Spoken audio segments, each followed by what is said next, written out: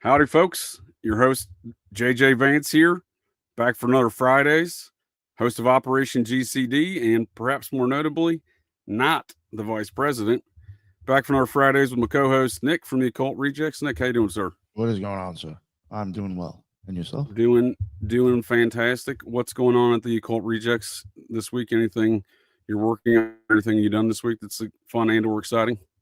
I was actually recording today, finally, the audio for Jacob Bohm, the show I'm doing on Jacob Bohm. Yeah, so you were that should talking about that.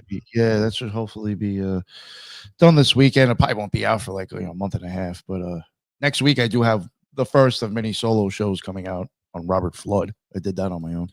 That'll be coming out next week. And can you remind me who Jacob Bohm is besides the 16th century occultist fellow? What else did he do? Yeah, I mean that's really all. I'm covering him on his experience and the books that he wrote. He did get like kind of like excommunicated from the town that he was in because they were extremely religious, and they ended up coming into like I guess a copy of one of his books, and they were like, "Oh, this shit's crazy. You got to go. It's heretical." Right, and he covers major influence right on later occultists. Yeah. It's definitely interesting. It will be a lot of these solo shows I'm doing too, they'll be like fully there'll be images on the whole thing. So I mean, to watch it, you're not going to get stuck looking at my face the whole time. It's actually images, some of them the books, engravings. But yeah, definitely check it out. Something new that I'm trying to do like once a month at least, if not twice. That's awesome. No, that's good stuff. Now, who is this George Floyd fellow? Who was the other guy? Oh, Robert Flood. Robert Flood. Yeah, I covered him. He was really he's another one from like the early, I think 1600s. Fuck, I forgot already. I was real big on him. He was into alchemy, but this guy had books back then where he was like drawing pictures of the eyes and the brains, and he was talking about it amongst occultism. So I wanted to like show that like you have somebody from back then even drawing eyes and brains in their books, going on about magic. No, I think that's a very fascinating aspect you've identified there with all this knowledge of, especially deep knowledge of the anatomy and biology of stuff. Within these occult circles at a time when you wonder where they got that from, right? Yo, that's what I'm getting at. It's like back then, it's like unless there was some sort of technology that we don't know of now that's real simple or something advanced that's just been hidden from us. But like, how were they? I mean, listen, you can be honest. You can cut somebody open and look at it, but I mean, certain things. This guy was drawing detailed stuff of the eyeballs that like we're just showing now with microscopes. How did you do that then? For sure, weird. Like crystals, glass. Like, what are you doing? I just want to say what's up there to Landon. How you doing there, good sir? We've had Landon on our recent Fridays. I'm always interested in his. I'm always excited about his interest in some of these older topics from a younger generation. Specifically, some stuff we're going to get into tonight with tonight's guest. Regarding some parapolitics and Iran-Contra style activities. So, and how that kind of relates today. But before we get quite there, what else you working on at Occult Rejects? We did a couple shows this week, and I know you dropped the Greg Little one. Yeah, we got the Greg Little. Yeah, I recommend folks check out that one. About if you're interested in mounds, go listen to that one with Greg Little. Yeah. You know what's funny? I normally don't ever get like bad comments, and I actually got one today. People saying that like our science is actually bullshit on that stuff. Well, tell them I'm not a scientist first and foremost. So but I mean, it's like, well, I don't know. Would you rather have a fantastical story instead of like, I don't know, whatever. But yeah, no, banger of an episode. I highly suggested. I do know tomorrow we'll be going live with Ryder Lee talking about Virginia Guffey. So that should be nice. Yeah, we got. He's done a good deep dive into that, right? The whole issues around Virginia Guffey, not just her death, but her life, basically. Yeah, and then we next weekend we have Ed Cassis and the Tridactyl episode coming out. That was definitely an experience. Oh, that's an exciting one. That's unfortunately I did edit out his crying. So I mean, well, that's probably good. It's probably good. No, I enjoyed that one. And Ryder Lee, I always enjoyed conversations with Ryder, the host of Raised by Giants, who's been a guest on here, and we'll be on here again here in the future too, as well on Fridays. But the Ancient Alien Cargo Cults, dude, he's I definitely enjoy that conversation with the man for sure. And again, he does a lot of other great work. But the what was that all on the Occult Rejects? Anything else upcoming next week? Besides your next week, a lot of the stuff I have. I don't know if you were there, but next week we do have the that Weird and Paranormal of Brittany Barbereri. I'm sorry, I can't remember everybody that's been on the shows. Yep. Remember if I think you're on that one actually. Me too, right? Yeah. Great conversation. Folks should check out. Yeah, hell yeah, yeah. Oh yeah, that is another thing. I mean, we did have Greg Carwood on recently, the High Side Chats this Monday. So if you haven't heard that, I would definitely go back and check that out. It was an awesome episode. It was pretty fucking cool. Yes, sir. Not to, I appreciate the comments there. You have anything else for us there, Nick? No. That's it. I see Lando saying something about just hit trend for some of you boys. Brendan Masteron was always my favorite. Landon's a character. I like Landon. Good stuff. But so before we get to our guest here, not to belabor the point, I appreciate your plugs there. I got Operation GCD Live Sundays, my new Patreon show, coming up on this Sunday, 8 p.m. Eastern time, and every subsequent Sunday at 8 p.m. Eastern time.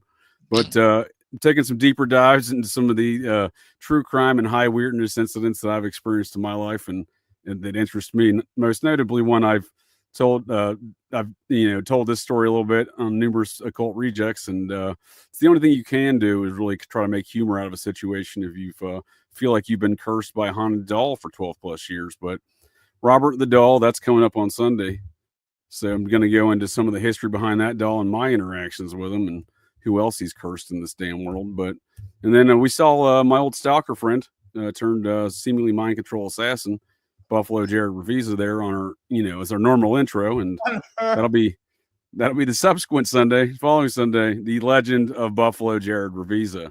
So the fellow who demanded to be my PR rep and would not take no for an answer, and then later went on a transpocalypse multi-state murder spree.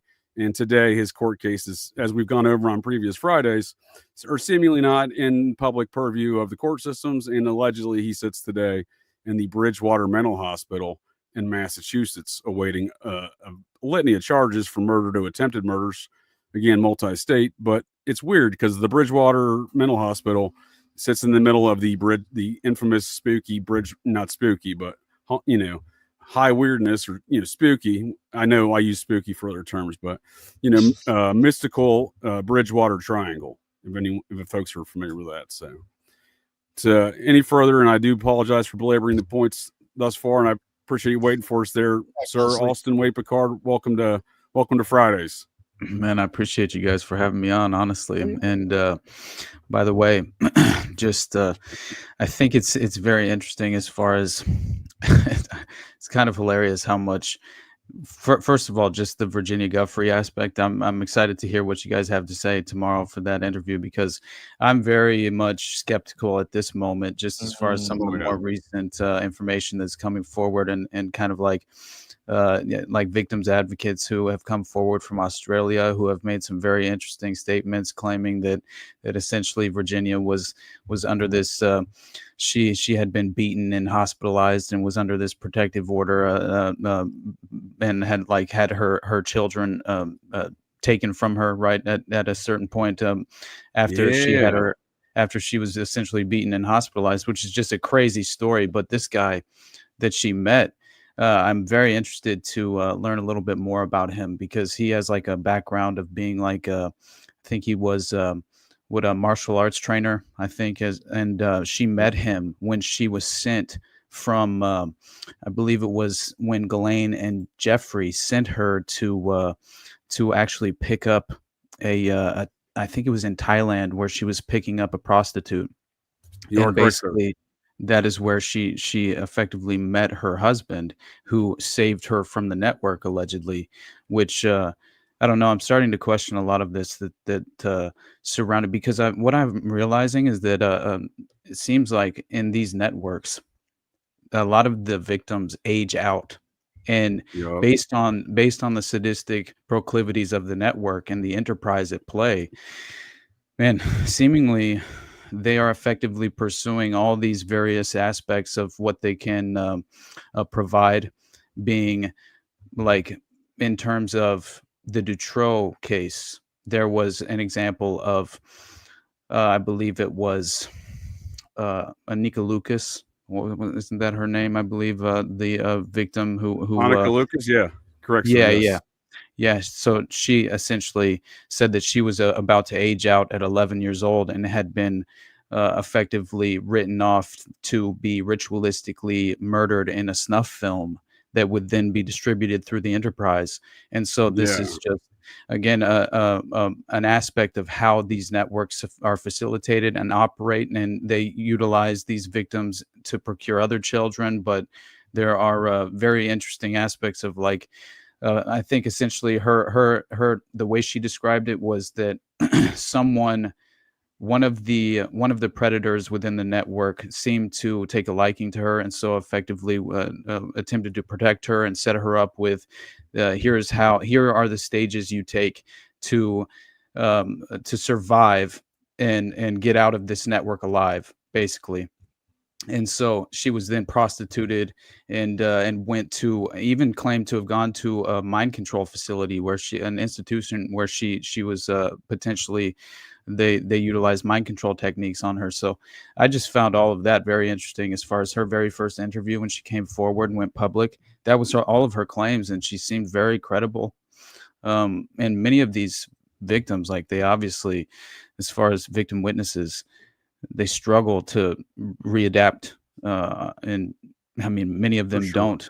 Yeah, and it's very tragic to witness, but to see any of these people actually make something out of their lives and then attempt to come forward in some sort of coherent fashion and make a case with some, at least what seem to be credible allegations, right, that are somewhat corroborated, then you have to, take pause and really just reflect on a lot of the details that were, because obviously you guys are already under the impression that the vast majority of these official narratives surrounding most of these scandals, are just, it's all bullshit, right? It's all bullshit. Deliberate deception. Yeah. Yeah, it's part of the show to the public discourse to discuss these things. We're limited to what, oftentimes we're limited to these subjects with Epstein, like, oh, where's the client list? And I'm asking things like, what was he doing competing against Peter Thiel and funding different AI projects? Like, what's that about? No one's asking that question, right? So I appreciate you're spot on. I couldn't agree with you more on your assessment there. That's why I was excited to have you on here this evening there, Austin, to discuss some of these matters, because I certainly enjoy your opinion, and you're getting some accolades from the chat here. From Zach Salvatore, said, Watergate as good as Stephen Recluse Snyder levels in their pump. So I'm going to have to put Zach's comment, I'll put that to the test here, because Recluse is a good dude of mine, and we've had a lot of conversations on Watergate and all sorts of these matters, over various pots of coffee and various pots of pot. Right. So, do you think John Dean ordered the second break-in to essentially find out if his wife Maureen Mo Beinardine, who was personal friends with Heidi Reichen, who ran the Columbia Plaza, a prostitution operation that was set up, the pipeline that was set up to the DNC Watergate complex? Apparently, that there was, basically, through this very interesting, Phil Mackin-Bailey was an attorney who was working like local Vice, essentially, in a way where he was just, all his clients were prostitutes in DC, right? And he had his essentially he had his law offices raided, and by the feds, and his client list and his address book was revealed. It sounds like the DC Madam incident. It's very strikingly similar, isn't it? Exactly. And John Dean, one of the key, he's like a 28-year-old White House advisor for the president, and an attorney who had basically made his name by targeting and prioritizing these dissenting anti-war advocates at the time, right, who were dissenting against and in opposition to the Vietnam War, which is also insane, because there's an interesting story about Carl Schaffler, who was the arresting officer at the Watergate that night, who was just waiting outside at 2 a.m., just happened to be waiting there. Had been tipped off. Yeah, he had dual loyalty to military intelligence. And he had a criminal informant that he was utilizing named Robert Merritt, I believe was his name. And he later on tried to write a book and went public with a lot of these claims, saying that he was actually tasked by the intelligence community, who were utilizing Carl Schaffler, who had dual loyalty to military intelligence, that they were going to prioritize and target Douglas Caddy, who was personal friends with Howard Hunt, right? Yep. One of the burglars. And who did Howard Hunt work for? Dude, Mullen and Company. If I may interject. Well, the Office of Security as well with Richard Helms, but I think that he was. But on paper, who did he work for? He was a contract employee on paper. For sure, was the Mullen and Company. Mullen and Company. Yeah, yes, and Robert Mullen, by the way, very strange. His story tied in with the Mormon Church. Well, I was gonna say we've covered a little bit of this on Occult Rejects Mormon Mafia series. Do you know Heidi Love from the Unfiltered Rise podcast? Yeah, I do actually. Yeah, I'm a former Mormon also. So is Heidi, but. Maybe we'll have to convene on some of these matters because Heidi's got a great understanding of these things as well. So Bob Bennett was, the fellow that was his father was the U.S. senator at the time, but he was the one running that Mullen Company and was told, as I'm sure you know, but for the folks of the interwebs, the Watergate Commission told young Mormon Bob Bennett, this is before he was the U.S. senator for decades. You'd think this would disqualify him. They told him, they said they found out that Mullen and Company was a CIA Mormon front company. Yeah, and that exactly. And that they told him to shut it down. They said that was a result, probably one of the few results of the Watergate Commission was shut it down. Yeah. Now another one that often gets bandied about as a win in the conspiracy culture community out of that same thing, and kind of relative to some of the topics I'd like to dive into tonight, is the Operation Midnight Climax and how that kind of came about during the Rockefeller hearings. Distant relations, but there was an inspector general of the CIA named John K. Vance. He was the quote unquote whistleblower. Now, we only know about one small little, operation in one row house in the Haight and Ashbury, but that's allegedly the tale. That's what I'm saying. Like, are you really a whistleblower? We don't really understand the depth of what really went on within these kind of experiments like that that started within the Summer of Love out there in '67, which is where the process comes in tonight, where I would like to, kind of start off on some of that, like I said, and get into some of these, how it affects us today with these military intelligence operations and these seemingly Operation Gladio come home type situations. But before we get any further, I wanted to make sure I gave you an opportunity to introduce yourself and your podcast. Oh, right. My bad. No, you're good. No, I love all these things. Yeah, it's great. I just want to make sure we get that out of the way. Because folks may, I don't know that you've been a guest on Nick's show before either. So, there may be some folks that are not familiar with your work. Yeah, I appreciate you, man. So, I'm very bad about doing any real plugs. I tend to forget, but again, it's just who I kind of am. We call the fans Schizo Bros. Basically, it's essentially our collection of like-minded individuals who show up in the chat. But yeah, basically, I'm Austin Picard. I run the Underclass podcast. Right, I started it. It still very much seems new to me. It's all very seemingly in its infancy as well at this time, I feel like, because I only started this in April of 2023, right? So it's still very new at this moment for me. But at the same time, I feel like I was just kind of overexposed for so long to such an extent with a lot of my consumption of alternative media, and then also just leading me down different rabbit holes where I would effectively, well, really, I was drawn to create the Underclass podcast because I became entirely disillusioned and disenfranchised by the current structured system, and I'm philosophically opposed to the state in general. That's just kind of how I feel personally, in every facet. I try to opt out as much as possible. I think we've all been very much conditioned to embrace, to fall in line with the permanent establishment at every level. And sure. I think that, I'm very grateful that I have this tendency and inherent instinct to reject authority, which it led me down kind of a path where I endured a few consequences at the beginning of, right when let's say in my youth more, as far as I kind of had to learn through just, some people have to learn the hard way, obviously, right? Yeah, exactly. And for me, I always pushed the boundaries. I tried to see what I could and could not get away with. And also I had a definite. I like your style there, Austin. I mean, how else do you know your own limitations? Exactly.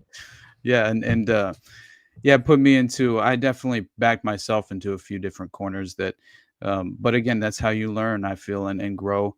And so I'm definitely I appreciate the fact that I was able to reflect on my decisions and what the bad decisions I had made, and kind of readjust my path and my philosophy on life, and that led me into kind of trying to restructure and reflect on what my true ideological framework was, and the core principles and values that I wanted to uphold. And so then I was That's kind of awesome, man. questioning. If I may ask, Austin, Yeah. how old are you? 30, 32? I'm What are you? 33. Yeah, I'm 33. Well, there you go. Well, damn it, I was pretty close. You're but yeah, you're far wiser than most of your peers. Thank you, brother. I Sure. appreciate that. I think the way you're just describing how you got into your podcast, I'm not sure, I'm just my assessment of conversations with Nick, how he and I both, sharing how he and I both got into podcasting, more so offline, but having these discussions. But it sounds very similar to what you're describing. That's certainly how I feel about how I kind of got into the podcasting here. Certainly wasn't anything about necessarily really planned to, other than I need to get some of these ideas out of my brain hole. I got too many ideas. I'd like to, you try to share some of these ideas with folks in your life that already, family or friends from other coworkers are like, what is wrong with you? No, I'm not talking about the Nazis. Why do you always want to talk about Nazis and Satanism? Like, no, it's the process, dude. It's not. They're both Nazis and Satanism. Like, oh, here we go. Now we're doing Nazis and Satanists, dude. You're crazy. Right. Can't handle all that. Exactly. Yeah, it's way too much. Funny. Yeah, and worse than that, you start to question or throw out potential realities of Hitler being a mind-controlled gay prostitute in Vienna in 1907 to 1914, which is just so funny. It's the mold, though. Then he goes into military intelligence. It's against the same kind of mold we're describing here in large part. When at least when I reference things like the process, what you're describing kind of fits the mold of what I'm thinking, how I describe those things, and that is more or less the process. Literally the process in which to do hood rat shit, military intelligence style, right? So you build a framework under Satanism or something like that, which is the later iteration, I suppose. But who knows what their framework was back in the Hitler hooker days, right? But nonetheless, it seems to be you build a framework, you do hood rat shit underneath this guise of military intelligence operations. And if anyone asks, like, no, I ain't military intelligence, them are Satanists. Right. Them are Nazis. It seemed like the Tool Society utilizing there you go. This like Ariosophy was a part of the occult ideology that they were apparently utilizing, which a lot of it stemmed back to Helena Blavatsky.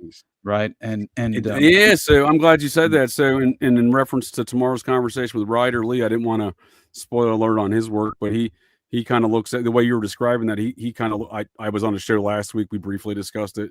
He kind of views this Virginia Giuffre situation, or Giuffre, and she never really left that system that you were describing she was born into. And her husband was a handler. So he's done a lot on that theory. He's done a lot of work there. So I don't want to, blow up a spot, but he's done some great stuff. And I'll be on the Occult Rejects tomorrow. But awesome. In regards to theosophy, he and I do a lot of. One of my favorite topics on Operation GCD is ancient alien cargo cults, and it turns out all these Satanist organizations are also, as a result of being Thelemites, seem to fall in that category. The process had their watchers, right, as Timothy Wiley described them, these disembodied spirits that were external to Earth type of deal. So. Same difference, same nonsense. Yeah, I think theosophy, like Blavatsky people, like and Thelemites, or it all goes back to it, right? Well, you're a former Thelemite, as Ryder and I asserted, it all goes back to Blavatsky, right? All these ideas. Yeah, just from my opinion, just from looking at Crowley's stuff, as much as you studied it. I've never studied it. I respect your opinion, sir. I do think a lot of that UFO bullshit is done by occultists, especially. I think it's all done by occultists. Yeah. I think John Podesta is a great example of that to exhibit that point here in our modern times. That's another one, and that's Peter Levenda works with him, and he's in the OTO. There you go. There's videos of him actually in rituals, so I'm not even. He's the one who came up with the term UAP. He's the one who's behind the To the Stars Academy with Tom DeLonge and Peter Levenda. He's been running the DNC since they offed what's his name, Vince Foster, back in '94 or whatever.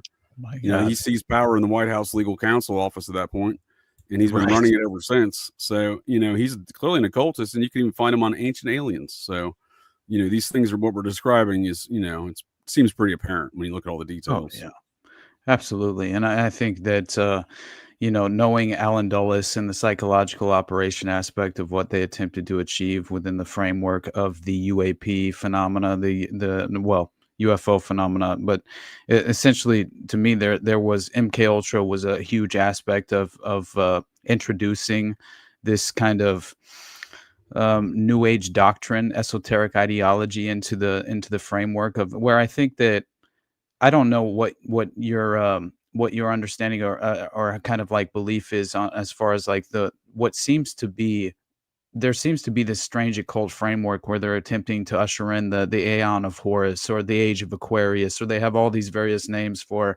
this rebirth, this occult rebirth that's attempting to happen. That seems to be the kind of the overarching project. They're all these various seemingly disparate groups are collectively working on together. And I like to joke around, since they're ancient alien cargo cults, they're gonna one day come together like Voltron and hopefully blast off of this planet, because I'm sick and tired of these folks. Oh yeah, no doubt, man. And honestly, hold on Kool-Aid and spiked Kool-Aid.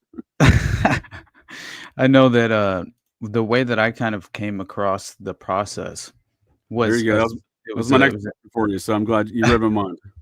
It was an interesting kind of slow burn that led me into that direction, which began with really Jonestown, I think, more than anything, because that's what kind of made me question the Warren Commission as far as like this alleged false disclosure that which basically seemed to take place in my mind, as far as limited hangout kind of disclosure, right? Is that exactly? We're intended to believe that this was a government accountability, and that they effectively ended and obviously ended these programs and clandestine programs afterward. But clearly, in my mind, that never actually transpired, right? And right, no, that's a great point. And I was just gonna say, it's kind of like the propaganda narrative from every book published about the process, every documentary made about the process. The Process Church, disbanded in 1974. Exactly. When just as well as I do from looking at the actual details, that's a false narrative. First of all, they still have the same corporate entity today that they started when they incorporated America in 1968. Which we can get into that narrative. I think there's a lot to be said about that stuff with that incorporation. But yeah, no, you're spot on with the way these things are sold, even in conspiracy culture. So that was one of the things I was excited to have this conversation about, because 10, 15 years ago, the only person talking about and he hates me, but I'm still going to give him credit. The only person talking about the process was Ed Opperman. Right. Yeah. The last time I brought up his name on here, I got a very nasty email. I was like, well, Ed, I gave you nothing, but I commended your work. I don't know why can I talk about you, but so I don't know what's going on there, but nonetheless, I still enjoy his, the fact that he's got he has these old shows up. You can go listen to this. I found of the process too. That's I heard that, and then I, years later, I got into podcasting, really didn't remember it. And honestly, if it wasn't like for you and Dana, I wouldn't have known jack shit about the Process Church again. Yeah. Because before, nobody's really talking about it. No one's talking about it. Yeah. Or and I think there's a lot to be said about it. Nothing like what you guys do. Yeah. And Ed did some great interviews with like some folks that were there, like Detective Jim Rothstein. Like the folks should definitely go check those out. Again, amazing. I commended him last time, so I hope I don't get a nasty email for commending him this time. But seriously, again, I like it. I don't know. So I've learned a lot from his show. The Occult Rejects. That's what I'm saying, dude. Like, folks should check out Jim Rothstein for sure. This is the dude who is he invented being a vice cop. He's he's kind of at the epicenter of all the activity that leads up to what we know as the Son of Sam era of these cult activities, right? But he was on to it beforehand. So, and Rothstein ain't the only one on there that he does interviews with. So definitely check out the historical record there. I enjoyed you did a process show last year, maybe.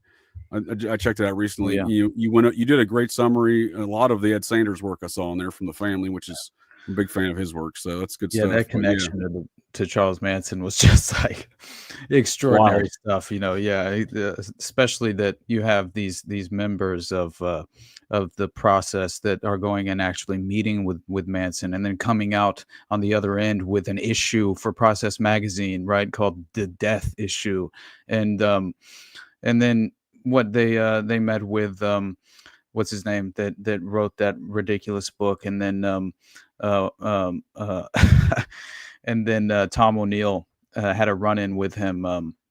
Shit, what was the name?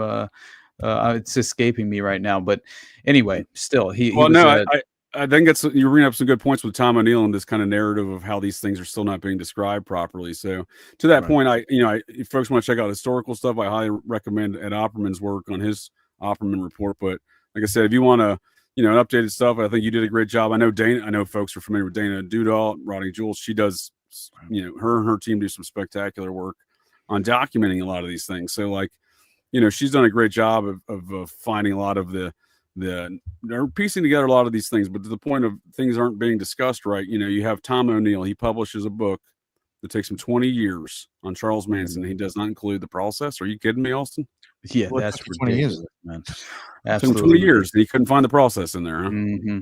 Yeah, no, that honestly, we know what a limited hangout looks like, and in my mind, it just seems, I do believe she's effectively the gold standard on the process right now in the alternative media landscape, because she's really, at the very least, she's prioritizing it and effectively spotlighting it in the best way, and I appreciate that much. But I just consistently seem to rediscover the process when I'm really just going, researching what I thought to be unrelated cases. And then all of a sudden there's this very credible thread of evidence proving that there's a local chapter of the process that is affiliated with the case in a very real, tangible level.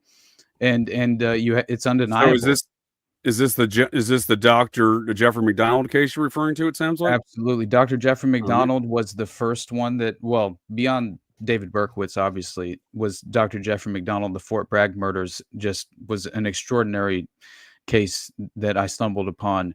And by the way, Ed Opperman, he interviewed Jeffrey McDonald's current wife, right? Who was basically, I think that's great. I'm actually going to send clips of this to Ed Opperman just so he knows that I'm commending him still. I hope I don't get a nasty message in return, but I don't want someone else to send him me commending him. I want at least me to send it to him. But no, he does. That's what I'm saying. Even today, he's doing interviews with current cases where Jeffrey McDonald's rotting away in prison still today over these matters.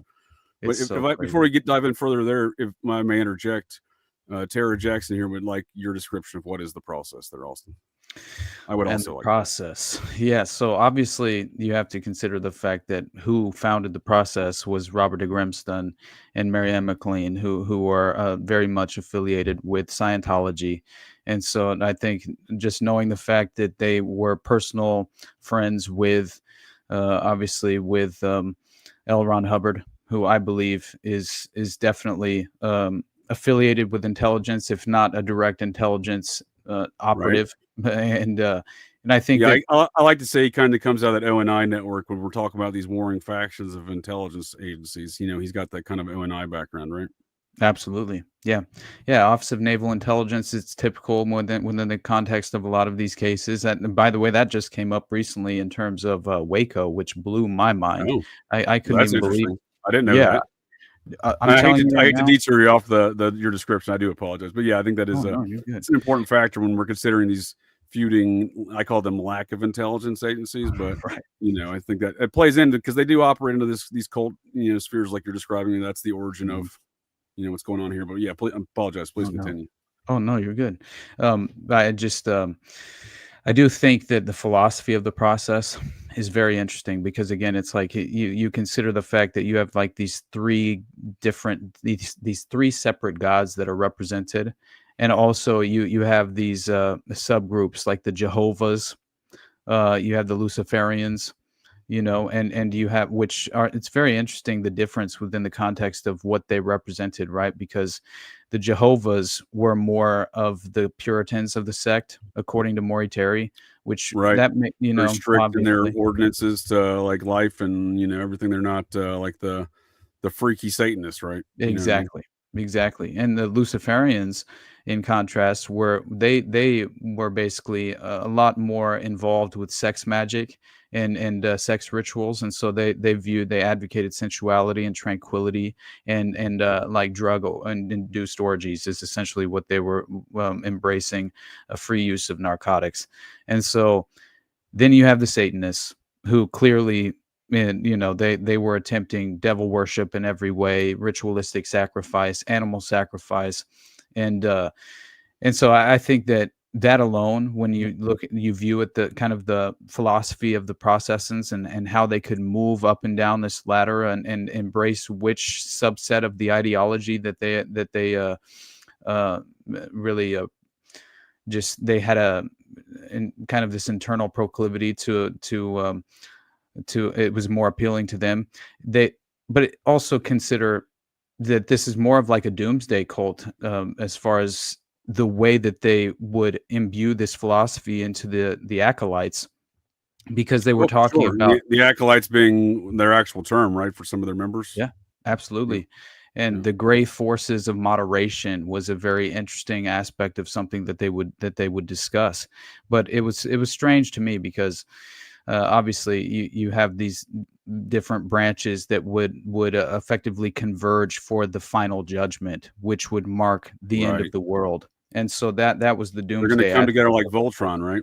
Yeah, which again, it's like with the Order of the Solar Temple is very interesting to me because they had this philosophy of a final transit to the star Sirius, and they had these. It's always serious, man. It's always serious every freaking time. Why so serious?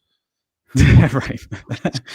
But it's fascinating stuff because they would have these ascended elders that would come down in the OTS, and apparently they actually had like a Hollywood special effects producer who was one of the right hand men of Joseph DeMambro, and was behind the scenes, behind a curtain, like producing these special effects. So the members who had just taken some form of LSD or some style of they'd be tripping, and then actually witness like a hologram. It was like Tupac's hologram, but in the 80s. It was basically it was definitely magic, like even the magician pulling the rabbit out of the hat stuff going on. Exactly. Yeah. And even Princess Grace Kelly was effectively tied in with the OTS, and I didn't realize that she had been like initiated through a sex ritual where they like use these what's it called, where where they put the needles and the points in acupuncture. Acupuncture. So basically, they specifically use these acupuncture needles to place in these meridian points on the body, and she was induced into having like a relentless orgasm, right? And it was very interesting. But this was the initiatory process. And basically, what had happened was Joseph DeMambro had attempted to kind of very much he was kind of trying to swindle money from most of the members of the OTS at the time, but he was a little sloppy in his presentation in terms of Grace Kelly, and kept trying to kind of leech more and more of her financial funds that he was attempting to get her to he was kind of, again, he crossed some boundaries. And by the way, I think that the fact that you have the Prince of Monaco, right, who's definitely tied into. I was about to say, for folks who don't know who Grace Kelly is, she's an American actress who married the Prince of Monaco, that little weird country in the he's south tied of France, directly right? into essentially the Rosicrucian order in Monaco, and had effectively apparently helped incorporate the OTS at that time in Monaco. And so it makes a lot of sense that he would be that Princess Grace would be affiliated, and apparently she was. There's a lot of royals in these cults, right? It's not. I just want to, if I may, this is not a one-off situation. There's a lot. NXIVM, the process. Everyone likes to have their little royal situation in these things. And again, I would actually argue NXIVM is the Albany chapter of the process, would have evolved into, but we can get into that a little bit later. Right. So no, I appreciate we're going with the solar temple stuff too. So what I'm hearing, what you're saying is like this is kind of an offshoot, even though they're not openly calling themselves the process. This is kind of an offshoot, and that's kind of how I view the process as well as this. So they have these three gods, and they really incorporate four later when they incorporate Jesus under the foundation faith movements, etc. Right? Exactly. So they do that because they can then incorporate anyone else's religion, kind of like they can fold up any other cult, kind of, right? So I view it as the process was the process for like maybe MI6 and possibly ONI or CIA or both. Absolutely. The process in which they're going to do these hood rat shit operations right underneath this cult business, where they can then incorporate any other cult within the Lucifer, Jehovah, Satan, Christ's circumstances, right? Exactly. Yeah, and I find it interesting. And that's kind of what I was taking there, right?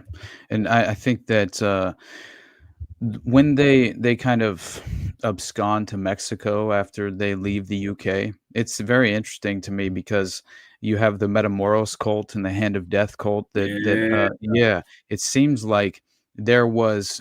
So I was reading about how potentially there were auctions being held in Metamoros for abducted children, and that essentially when the finders were caught in Tallahassee in '87, that they were on their way to auction these children in Metamoros in Mexico, and that this was all tied back to a Jesuit institution. And so it made a lot of sense to me because you had so many Georgetown affiliates who were tied into the finders cult, and right.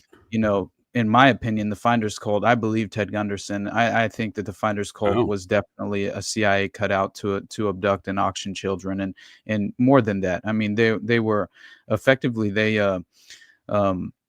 it's very interesting because they have this crazy connection to this sort of like they were training CIA operatives on computer systems at the time, which is very crazy to me that this was even a part of the entire narrative in regard to the Finders Cult. But, consider the fact, by the way, that I discovered most of this through Jonestown. And like I had said, right, Congressman Leo Ryan's aide, William Holsinger, who basically claims that that William Holsinger, right, basically, you have a UC Berkeley professor who wrote up this crazy document called the Penal Colony, this paper that detailed how the CIA's mind control programs were effectively driven underground and allegedly stopped in '73, but they had not.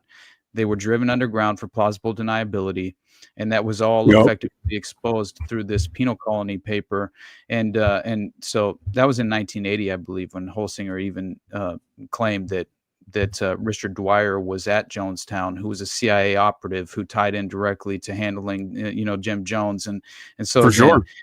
Yeah, no, that's a great point. If I may piggyback on that real quick, I want to put a note back there in before we got let's just start with Jonestown there, because you made some great points there. So Jonestown, I think, is interesting in the way in the regard you're saying. I didn't know that's how you found the process. That's also interesting, but.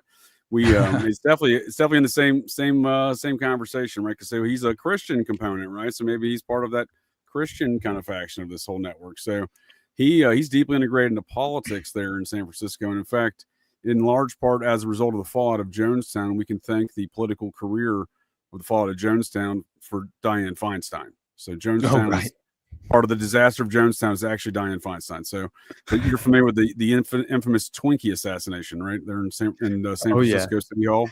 Absolutely. It's so ridiculous, honestly. But, by the way, we have a Kamala connection as well, right? Essentially because of... Absolutely, with Willie Brown.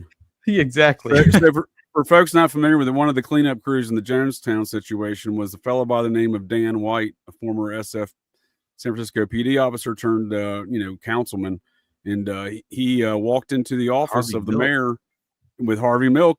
Folks remember the Sean Penn film Milk, I'm sure. They that guy's an idol in the Q community. I call it Q, like LGBTQ, all of the above Q. That's Q great. community. So he walks in there and murders them, and then he does like 2 years in a mental institution because he said that he ate a Twinkie, and that a sugar rush had caused him to lose his mind. And they're like, yeah, that makes sense, dude. That seems reasonable. Right. So, man, I'm telling you. And as a result of that, Dianne Feinstein became, instead of lieutenant mayor or deputy mayor, she then became the mayor as a result of this assassination. And this is at the same time she hired that Chinese spy as her driver, it turns out, back there around 1980 again. And also, she was so Looney Tunes that even the folks of San Francisco would not elect her. Speaking of Kamala, right? She shares that same attribute. Even the folks out there would not elect her. She's so damn Looney Tunes. Dianne Feinstein ran for mayor numerous times. She was appointed deputy mayor and then again seized power and then ran for Senate and never looked back. But it was all very interesting amongst this whole network of how these major parapolitical assassinations are connected. But and by the way, the other pen was the Metamoro stuff. But yeah, please go ahead. Oh, I just there was another assassination of a diplomat in DC. It was through a car bomb. I'm trying to remember his name. It was tied back that spot actually, DuPont Circle. Yeah. So connections with Colonia Dignidad and this Nazi safe haven through these clandestine rat lines that had been set up post World War II, and basically Colonia Dignidad was where they essentially were carrying out war crimes in Chile. Yeah, don't drink the Kool-Aid, man. But it was Flavor Aid. People get really upset that if you call it Kool-Aid in the nerdy Jonestown community because it was technically Flavor Aid. It was the off-brand. These are Marxists, right? Right. We got to remember these communists can't support the corporations. I just thought it was so funny because you listen to the death tape, right? And he's pleading. And by the way, obviously, like the racial dynamic in Jonestown is very strange, right? You have this interesting inner circle of Jim Jones that are all white guys, and then you have that members of the Red Brigade essentially as well, and then you have the vast majority of the members of the People's Temple just being African American, and a lot of It is strange though because listening to the death tape, he's like. There's this one woman who's basically just kind of pushing back on like, why do we have to kill ourselves? Like, didn't you say we had an out to like go to Russia and be saved? Sounds like Heaven's Gate cult right there. And why do we have to drink the Kool-Aid? I thought we were going to catch Haley's Comet. Exactly. And he pleads to them by saying, don't you all want to die? Good, right? God believing. Don't you want to be in right with the Lord, right? Yeah. And it's very interesting, but you have all the rest of them already in kind of a frenzy, shouting her down. Shut up, bitch. Like it's good. It's crazy how they actually are speaking to her. And yet you still kind of like listening to the whole tape.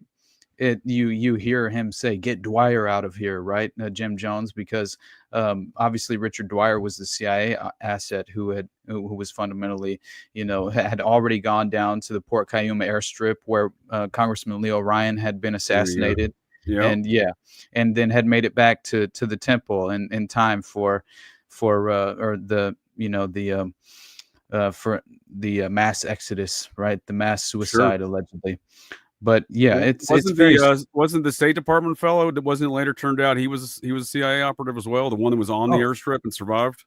Exactly. And by the way, I think the entire didn't get him either. Right.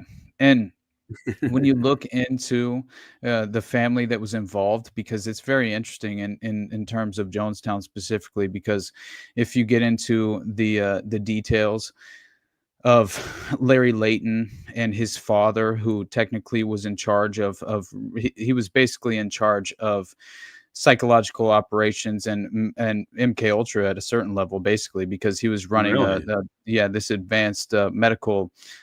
So basically, where was this out of? This is let me pull up Larry Layton because it's in my notes. It's very interesting because when you're saying stuff like that again, and back to this Nexium situation. Again, I'll go into it later when we go back to the process situation. We'll get there eventually, but to that chronologically speaking. But just while we're on the subject, so Nexium, it was often undescribed. Again, these things that go undescribed, even though these topics are, everyone knows the word Nexium, but most folks don't know Nexium was literally doing MK Ultra experiments on their membership out of a hospital in Albany and a facility in Monterrey, Mexico. The neurologist who was a member of the cult, folks can go look up his commission hearing there with the licensing commission in the state of New York. He lost his doctor's license over these matters, and they don't say it was MK Ultra experiments, but they cite that he was doing forcing like strapping folks to a chair, strapping their eyes open, and forcing them to watch snuff films, because we've already touched on that. Wow. That's a big part of this stuff. So one of the investigatory documents I read said they had identified 7 or 8 women that seemed to be actual murder victims in these snuff films. Apparently, there's one reference to that, an offhanded reference in the report. My God. And they don't say it was New York or Mexico, because I wonder, because again, when we're talking Matamoros, again, that's in the state of Monterey. It's not far from the city of Monterey, so it makes you wonder how long has this stuff been going on, because Nick and I did a couple episodes on these subjects with Matamoros and the vampire cult, right, Nick? Which is all out of that same region. They're all doing narco drug trafficking. They're all doing it under this guise of kind of Satanism stuff, right? Yeah. And it all gets really fucking weird and out of control. And it seems like the victims, as always, are not targeted, right? I mean, I'm sorry, not random. You have a DEA agent's son, right, in the Matamoros victim list. He's the one who spawned the investigation, really. And it turns out that old Adolfo Costanzo was reporting directly to the head of Interpol in Mexico, and he was apparently he was helping Costanzo infiltrate into these different drug cartels, right? Which he'd already done 2 before Matamoros. He infiltrates the cartel, takes out the leader, and then moves on to the next one by becoming their spiritual leader, right? So he had a whole MO with that, and I'm sure probably he was a prostitute, male prostitute. So there's probably weird sex stuff too, but absolutely, you know what I mean. So there's a whole narrative there that operates around these cults that, as many times as Matamoros gets described, I'm gonna have to obviously provide myself and Nick and Julia over at Cosmic Peach and Heidi and Jen, who have all participated in these conversations as well. And I think Rye from Codex's Codega of Conspiracies there, who sent us down this track, right, Nick? But we were starting to compare all these things, and there's so much comparison to, all the stuff we're talking about here with the process cults, with all that stuff there in Mexico. And again, Nexium was operating out of there, and Adolfo Costanza may as well be named Charles Manson, in my opinion. They both serve the same purpose.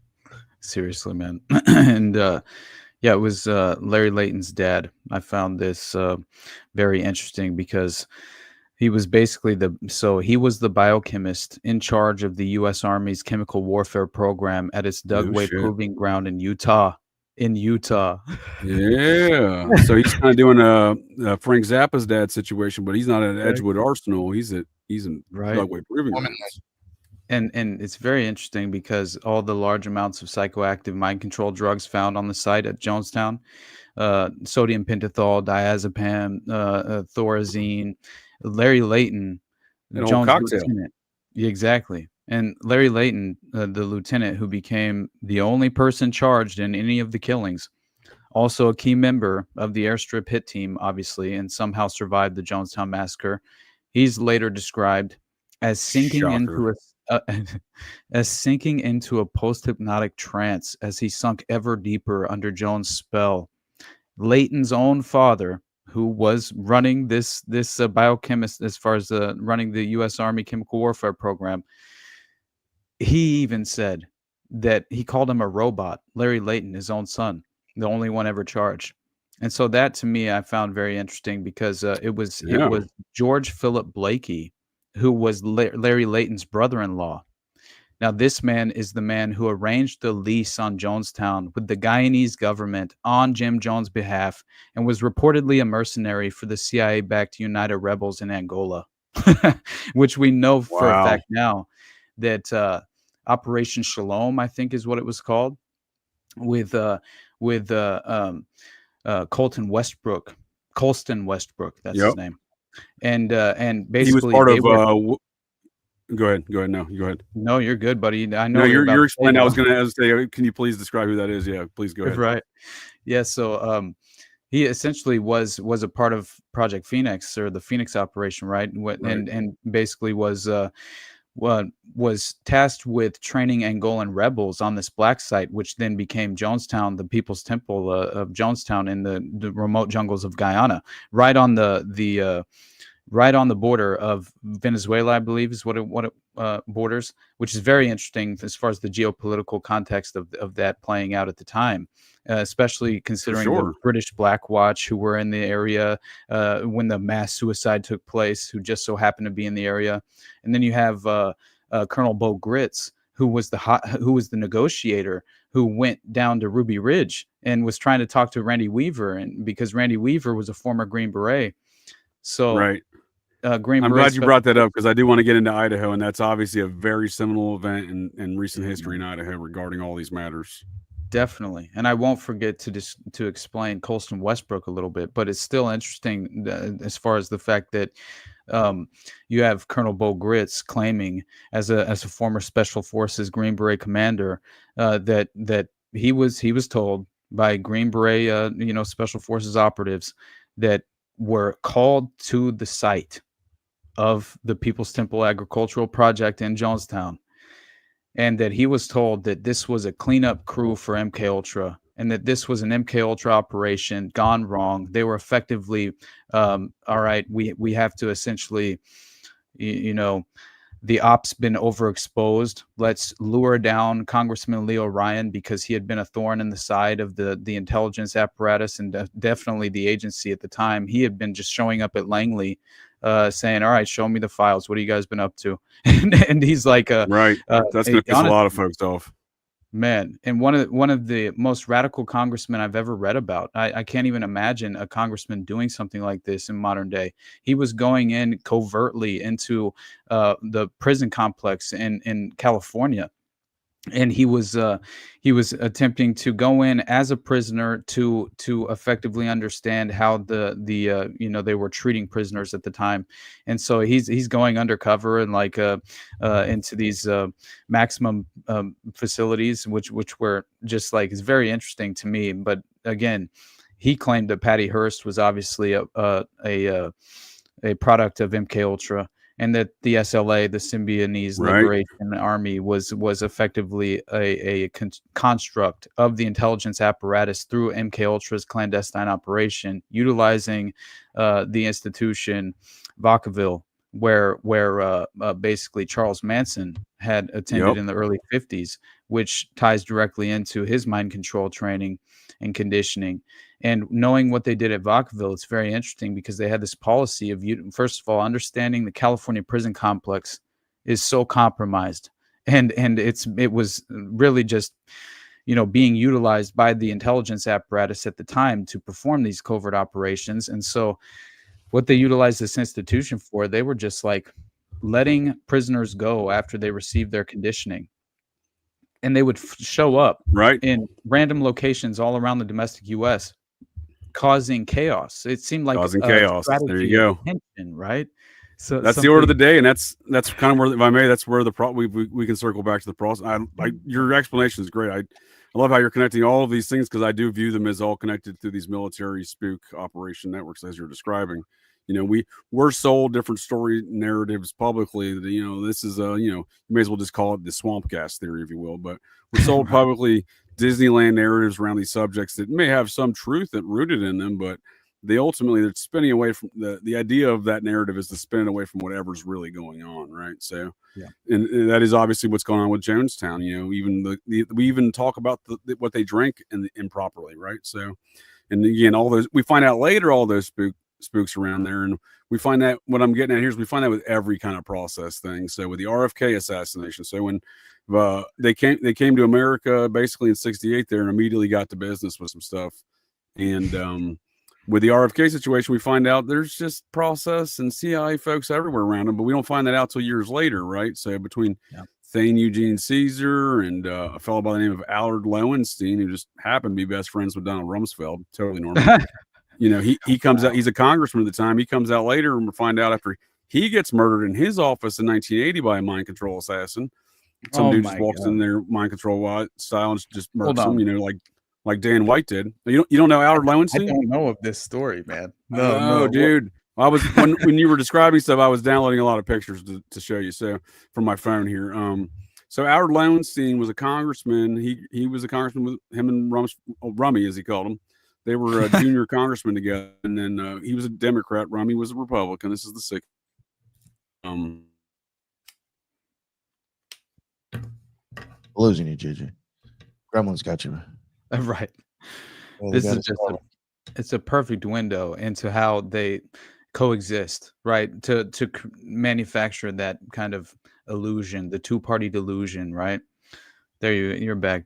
On my back, all right. I was about to say, I got cut out. I was filling my Wi-Fi situation there. So, yeah, let me bring up Lowenstein. So, like I said, he's tight with Rumsfeld and whatnot, but we find out after he's murdered in 1980 that he was a CIA agent the entire time he was a congressman.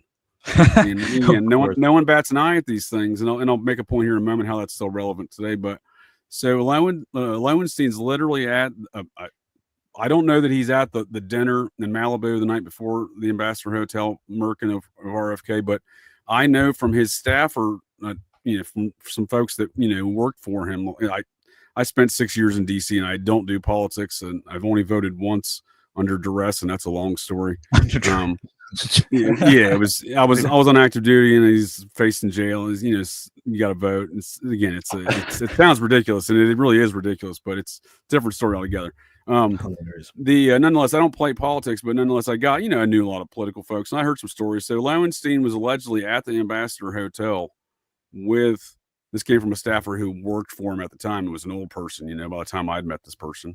I managed the budget for military police for the Air Force, so I would have interactions with folks in Congress are always trying to get their earmarks and pork stuff and whatever other weird political name they want to add to these things in the budget. So, you need like somebody within the military to be like, yeah, we need that shit. And I would just tell people we don't need that shit. In fact, I never come back to my office again. And that found me quickly in the crosshairs of the Podesta brothers because they ran K Street. They were the kings of K Street and the lobbyists. They ran all the lobbyists there. And if you found out quick, if you tell lobbyists to go fuck themselves, that you're going to find yourself in a weird circumstances and environment in that town. But nonetheless, my point being is Lowenstein, by a credible source, Lowenstein was at the Ambassador Hotel in the kitchen and was one of the individuals holding RFK's dead body. My God, man. So that's Howard Lowenstein. Now his son was deep up in the Clinton State Department and is very prominently noted within the Podesta emails. Oh my God! So, wow, asking for Thalemic favor. That is insane. I know. Well, the Thalemic favor was the Yale University's librarian asking John Podesta for a one-on-one meeting with Barack Obama. That was the Thalemic favor. Wow. Yale librarian. What? Yeah, right. Weird, right? That is so fucking crazy, dude. Much like dentists, dude. I think librarians are just fucking they're like assassins waiting in the wings, right? Austin, you've probably seen a lot of this weird dentist activity around a lot of these cult networks, right? Specifically around Manson and hypnotists, dentists. There's a lot of creepy little weird professions. You may not think like that's a dangerous person, but Tim McVeigh as well. He I found something very interesting on McVeigh recently, but I'll pull that here in a moment because it was very interesting to see that one of the MK Ultra facilities that was being utilized for the modern operation was basically he was working security there after he came back from the alleged Gulf War and then had his run-in with the special forces and dropped out of the training allegedly, even though he told his sister that obviously he and a select few their social security numbers were called out when they were in formation one day after they took these various tests and psychological tests, and he had scored very high on this test. And so basically he had been recruited into covert clandestine domestic operations, and this was the moment that this occurred. But it's very strange because it seems like he had told individuals who, in like I think it was David Paul Hammer or Paul David Hammer. I always mix that name up, but one of the inmates on death row who he served time with, he told him that he essentially, no, he would not die. He had in the large molar, I think is where it was in his tooth. He had basically been microchipped, he claimed, essentially through this process, and that he would effectively be rescued by his, basically they would give him a counteracting dose that would basically counteract his end of life moment when he was executed, and then he would be ushered off. Which obviously, if you know the details of kind of how they misdirected the public to the hearse and everything that happened with his body. Please get into some of that. It's very mysterious. Folks like to think it's cut and dry, and it's not, is it? It's fascinating stuff. But the whole reason I even brought it up was because I found out about this insane. There's this insane series of photos that were in basically in Time magazine, in this, it's very strange because it seems like this has a direct tie-in to Sirhan basically being, so Henry Luce ran Time whenever these pictures were taken, where they were in, apparently they were in Grand Central Park, right? And they were basically they were basically it was for this skate issue where all these, like, it was strange, they were all brown people, and they were, and like Sirhan was one of them, seemingly, with the individual busboy who was basically the first to be on RFK's body in the pantry of the ambassador that night. And so he was also in that same picture years before, just a few years prior to believe it was in 63 or 64 when the pictures took place. But it's fascinating stuff. And Sirhan's got a lot of interesting connections, doesn't he? Besides Rosicrucianism and whatnot and everything else, and that 1974 INS report placing him. So I want to just ask your opinion on this. Placing him at the scene of the Tate Polanski home doing sex magic rituals with an English, quote unquote, English satanic cult. That's the process. So that would be circa late May or early, presumably late May of 1968, according to that report. But the process, that's what I'm saying. This journey into America, back to the process, they don't, it's always mired in mystery and typically false facts. So, one of the things I know Dana Doodall turned up was them calling themselves the process far earlier. I believe it was in a corporate document dating back to 66, I believe, in the UK. Now the corporation's name wasn't the process, but the opening sentence of the corporate document say this is for a group that calls itself the process. Interesting. Yeah, that's amazing, especially considering how if you think about John Markham, I found this very interesting. He has direct connections to Satanic Murder Inc., right? Which is very strange. The LaRouche trials and all that's connected in with that. It's very interesting because it seems like, clearly, first of all, he's incorporating the San Francisco chapter of the process, and he's directly involved with Jeffrey McDonald's defense, which is very interesting, right? Well, if I may, Austin. Yeah. So John Markham, he did incorporate them in New York, but before that, he incorporated them. I'm sorry, San Francisco. But years prior to that, he incorporated them in New York. I believe it was 72 when they moved to Pound Ridge. So he's working for them for over 12 years. Then, like you're saying, he leaves office, goes to the U.S. Attorney's office, is hired by Tuesday Weld's cousin. That's a different story altogether, Bill Weld. And then he starts prosecuting. I know LaRouche is clearly involved in Iran-Contra. I'd love to get your opinion here, but to me, he's clearly involved in Iran-Contra, but he seems to be the only one actually blowing any whistles. Yeah. They charge him with fraud, right? And they send the process attorney after him, and he's publishing in. This is a weird dynamic that folks I think really need to understand. At this very same time, LaRouche is publishing in his publications how John Markham is an attorney for the same satanic military intelligence spook operation that he's trying to out. Exactly. It's fascinating. He's like, is anyone not paying attention to this? So, obviously he's friends with Oliver North. I mean, there's a lot of probably negative shit you can say about LaRouche, but he wasn't wrong. This Anglo-American influence is perpetrated through the process, but it's also perpetrated through other mechanisms like the secret society that created America, the Society of the Cincinnati, which is also represented in the process. And Dana Doodall and I, Rotting Jewels, there, we did. Folks can check it out on an earlier episode of Operation GCD. She was a guest on. We did the Society of the Cincinnati meets the process. So did some genealogy on some of these folks. So, these things are, they're rooted in the folks that run this place. It's not just, some low level shit. This is some of the upper echelon shit we're talking about here. So when we're talking about how these narratives are skewed and, these timelines are kind of funky and they don't really seem to make sense given the known facts, I think we can kind of understand that why that is when we understand where it's kind of coming from. Right. So, man. And I had no real understanding as far as we know, obviously, the RFK assassination is perfectly implicated in terms of the process involvement. But I had no realization of the JFK assassination. Basically, was it blew my mind, honestly. That Tommy G. Baumler? Yeah, dude. And so, if we may close out on Bill Weld here and at least put a pin on there, Bill Weld Society of Cincinnati family. I'm not saying he's a member, but the Welds basically run the Massachusetts chapter. They started Harvard, etc. Right? Their home was built on a mound, Weld Manor. That was the chapter. That was kind of the Wars of 1776. That was the headquarters, kind of in Massachusetts, was the Weld home. So very powerful family. And again, he hires Markham, the attorney, to prosecute this guy LaRouche. But Markham, we'll come back to him in a second because he's got a lot of other interesting things going on there with him. But, yeah. Well, we can finish up with Markham, I suppose. If you don't, yeah, that's good. What are your thoughts on his involvement? So you mentioned Gunderson, right? So Gunderson, Ted Gunderson, famed FBI agent.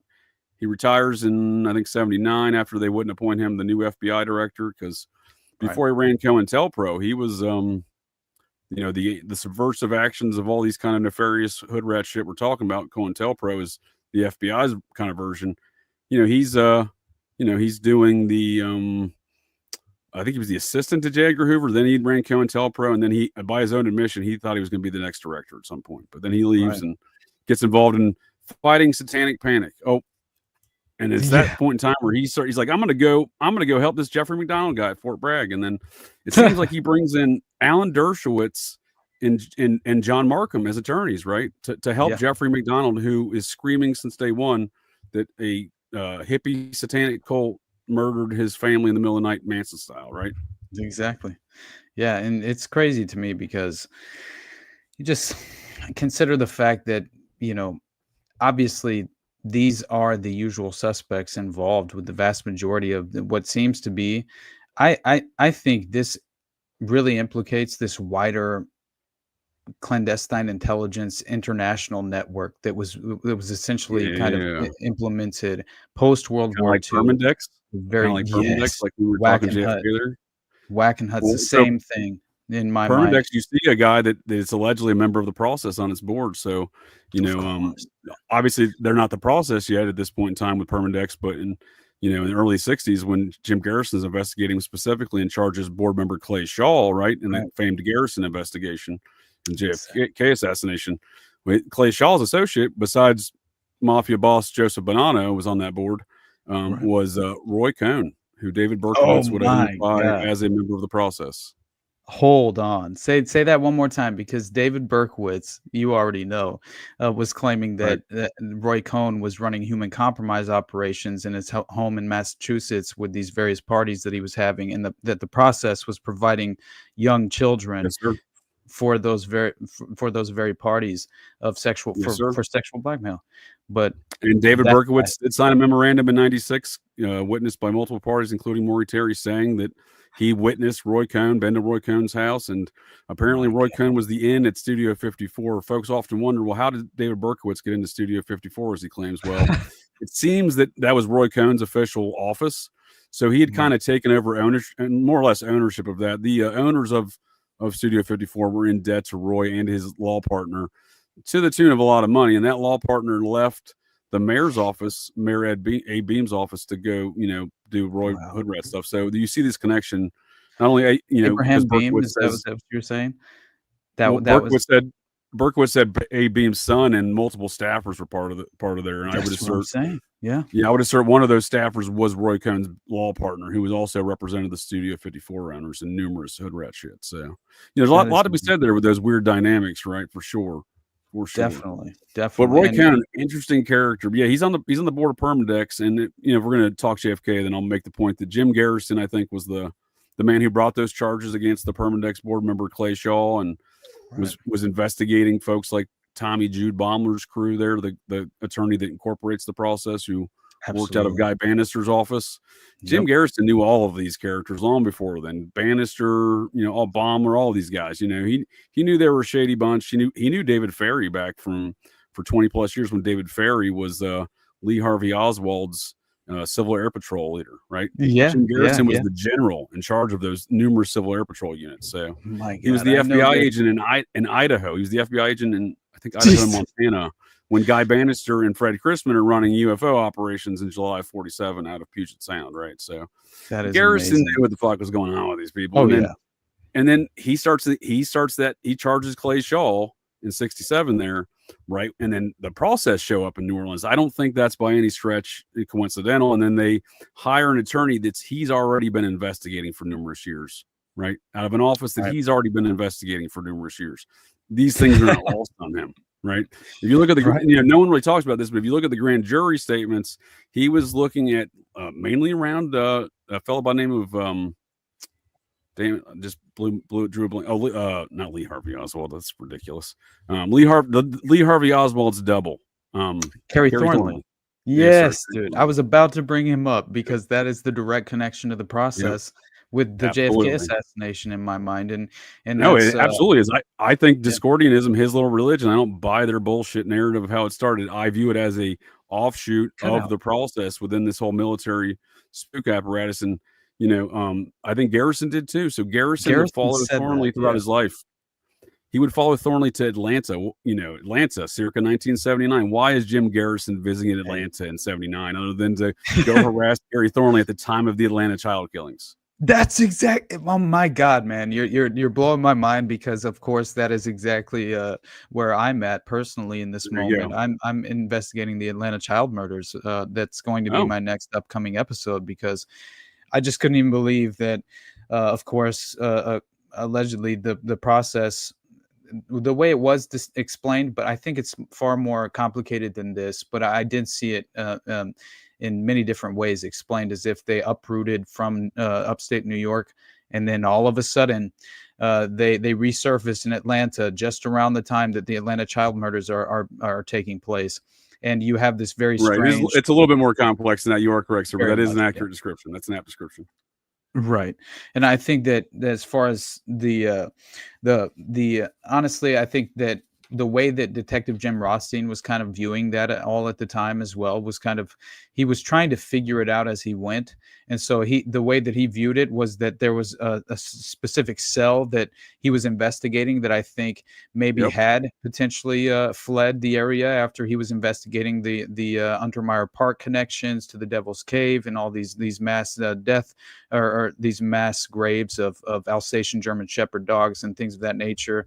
And by the way, another strange facet of just one note, if I may there, Austin. So I know folks often get tripped up on the interchangeable usage of Alsatian and German Shepherds. It's the same breed. They just during the World War II, the British were like, we can't call these things Germans anymore, so we'll call them Alsatians. That's so funny. But yeah, that and there's a direct. Yeah, exactly. And there's there's a tie-in directly to kind of the Nazi occultism aspect of a lot of the philosophy playing out as far as the loyalty tests with the Alsatian dogs, which I found very interesting because of course they would have members of the SS. They would gift them puppies, these German Shepherd puppies, and then they would raise them and have to execute them at a certain point. And this was a loyalty test to some extent. And of course, another aspect of kind of, I think it was far more than that, because I think that animal sacrifices and blood rituals are actually a far more of a part of kind of the approach of the occultist mindset and philosophical, in my mind, they were exercising this occultism within the inner circle of the SS, and that was very obvious. I mean, you have. If you don't mind, will you unpack that thought a little bit? Because Nick and I keep looking at all these various animal sacrifices, specifically dog stuff, and we frequently communicate in offline conversations, like trying to bounce ideas, like what is really the root of all this animal sacrifice stuff, right? Why are they so focused on German Shepherds? Yeah, it is very strange. And by the way, remember that story of Rudolf Hess, like apparently putting on the robe that had all these ancient runes all over it, and he's having these like magical wars with Aleister Crowley at the time, allegedly, and that he like decides that he's going to board a Cessna essentially and fly into the UK, and he gets shot down over the UK airspace and was put instantly into prison. But it was a very strange. He was going to meet with the British Royals there, right? Because there was the British Royals who were supporters, right? That was the story, right? Yeah, that's want to meet King Charles' uncle, right? Exactly. And But again, it's like with the strange stories, and in terms of these Alsatian dogs, it does seem like it was one. It was far easier to, of course, get access to these animals that wouldn't have any sort of real tie to anyone looking out for their well-being or concerned about the ultimate consequence of what might happen to the dogs once they were actually taken in by the organization and utilized for the blood ritual sacrifice. So I think that's one aspect of it. It's easier to get a hold of animals, but specifically the German Shepherd dogs. I think that is where you have the strange Nazi occult tie-in. And again, I haven't gotten any sort of like straight answer as to the reason why this specific breed, other than they believe that it is the most human-like because they're very intelligent and they have essentially this is the best that they can do is get closest to a human sacrifice is through the Alsatian dog. So that was interesting to me. And that again, is interesting. I think the mad scientist of the Occult Rejects here, Lisa, has proposed a similar hypothesis regarding these are some of them. There was some level, something in the blood with how they get connected to folks, but there was some function with dogs that they had a higher concentration of some chemical released in the bonding. I think I'm not a scientist. Yeah. She had a very. I'm doing a horrible job. She had a very scientific explanation for these things. So sounds very. But I think that is. I think these are what you're saying is kind of in that line with that. I think there's something. That's what I was getting out of it too, as well. Yeah, I think so. And I remember that Maury Terry brought up that Stanley Baker, right, the cannibal, who that always blew me away because this was all in kind of context. The context was describing these further underground chapters of the process and spin-off groups that were kind of using other names at the time, but were being well established in all throughout California, basically, and precisely, and they were finding. Basically, these authorities began to find all of these mutilated and decapitated or exsanguinated dogs is what was being discovered. And so absolutely, and I always challenge folks who question these things. I'm like, just go on, look at newspaper searches specifically for Putnam and Westchester County in the 70s. You're going to find an inordinate, just a wild amount of 40 dead German Shepherds found at one time. I think is one newspaper article, right? Like one, the remains of 40 dead German Shepherds, right? Yeah. And that's what really was so crazy about Detective Rothstein being tipped off by his CI, by his criminal informant at the time, because he shows up in Untermeyer and he just discovers this mass grave of German Shepherd dogs. And instantly, I believe there was a building that was affiliated with the process, the local chapter that was very near that area where he discovered that mass grave of German Shepherds that were near the area of the Devil's Cave, which made a lot of sense, especially because out of the Carr household, it did seem like there was some sort of intelligence operation being conducted through the Carr household that were connected to, John Carr, and they were all connected into the Magical Child bookshop or whatever it was called that John Markham was a part of. I think at a certain level, if I remember, he was actually a part of that business that was being ran through that bookshop, which I thought was interesting. Well, that's interesting because Berkowitz identifies Herman Slater, the owner of that bookshop, as a member of the process and the children offshoot of the process. And Maury Terry would famously go on TV, debating Herman Slater. Numerous, Maury Povich kind of shows there in the early 90s. Herman Slater was like, "Oh, it's all satanic panic." Well, now you can see why he's saying it's all satanic panic. And I wonder at what point in time Maury was like, "What the fuck? I knew that asshole was a member of the cult." But before we get back to Markham here in the 80s and the McDonald case in Gunderson, while we're on the Atlanta child killing stuff, and also on the cars, Dana Rotting Jules has done a great job at documenting the Scientology connections, not just Michael with the cars, and asking, bringing up some legitimate questions around some of those activities there with the answering service, etc. But in regards to Atlanta, are you familiar? This is actually from her Wayback Machine files that she's got listed on her link tree. Are you familiar with this report from the Kelly Private Detective Company? I'll make it bigger. in regards to the comparisons of the Atlanta child killings and the Son of Sam murder, since you were talking about both? No, I don't think I've seen this. Bring this up. It's called, oh, that ain't it. It's called the, let me see if I can get a bigger. Here we go. The G. Kelly, and this is the cover letter for the report. We'll go over some of the details. This is the March of 1982. So this is like right at the end of the Atlanta child killings, right? What was the dates on those? Yeah, that is exactly the dates. I mean, honestly, if you as far as it was 79 to 81. So yeah, that's perfect timing. You know what I mean? So apparently this G. Kelly and Associates, this is a big kind of a corporate kind of PI firm situation. They, I used to run a PI firm, but it was just me. So it's nothing comparatively speaking, but, enclosed, please find an addendum to our original report on the Atlanta child murders. Our office is constantly receiving and developing new information relating to all aspects of this case, including videotapes, which will be of interest to you. So apparently they were hired to, to investigate the Atlanta child murders. And again, this is a firm out of Kingston, New York. So my God. And again, they were in their report, they compare the Son of Sam and Atlanta child murders. I'm sure Maury Terry was connected to these folks contemporary to this time, but I'm just saying, like, it's new information for many people, Oh yeah. Yeah, no doubt. And when you consider the fact that you have that the satanic cult connection to the process came up with Shirley McGill. That was the interesting tie-in with Shirley McGill. She's a Miami drug informant, criminal informant. She is the one who basically claims that there is this through Parnell Traham is essentially she had a boyfriend who was tied into. Not only was he abducting children and kidnapping children for the local chapter of the process, and tied into the Wayne Williams network, which is really just Michael Thieves, right?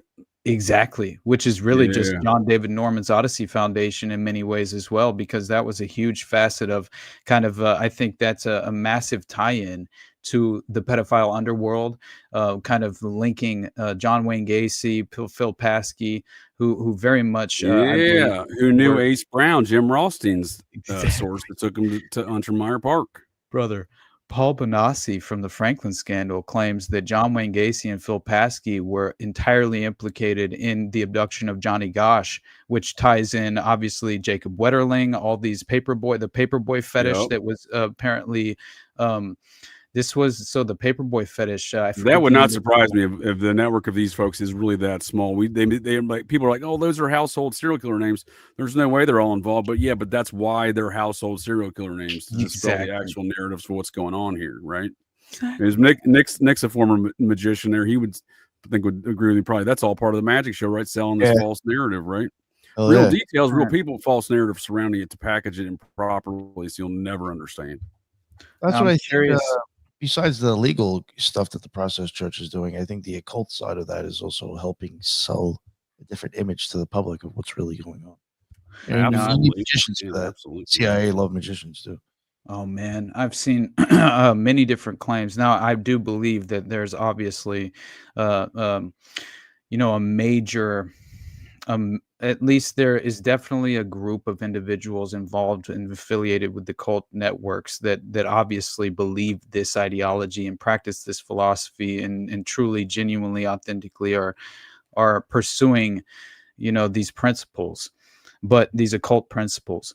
But I also definitely believe that there is an aspect of this that is provided for deliberate deception, that is attempted to kind of throw the average individual in the just as far as the mass public is concerned, the general public, they will view this and dismiss it at face value because it seems so extraordinary, right? Yes. Yeah. You know what I think? They're so good at it now that they make money off of the bullshit story that they're even selling to the public. Oh yeah, Nick's done a good job of tracking that. He's onto something with that for sure.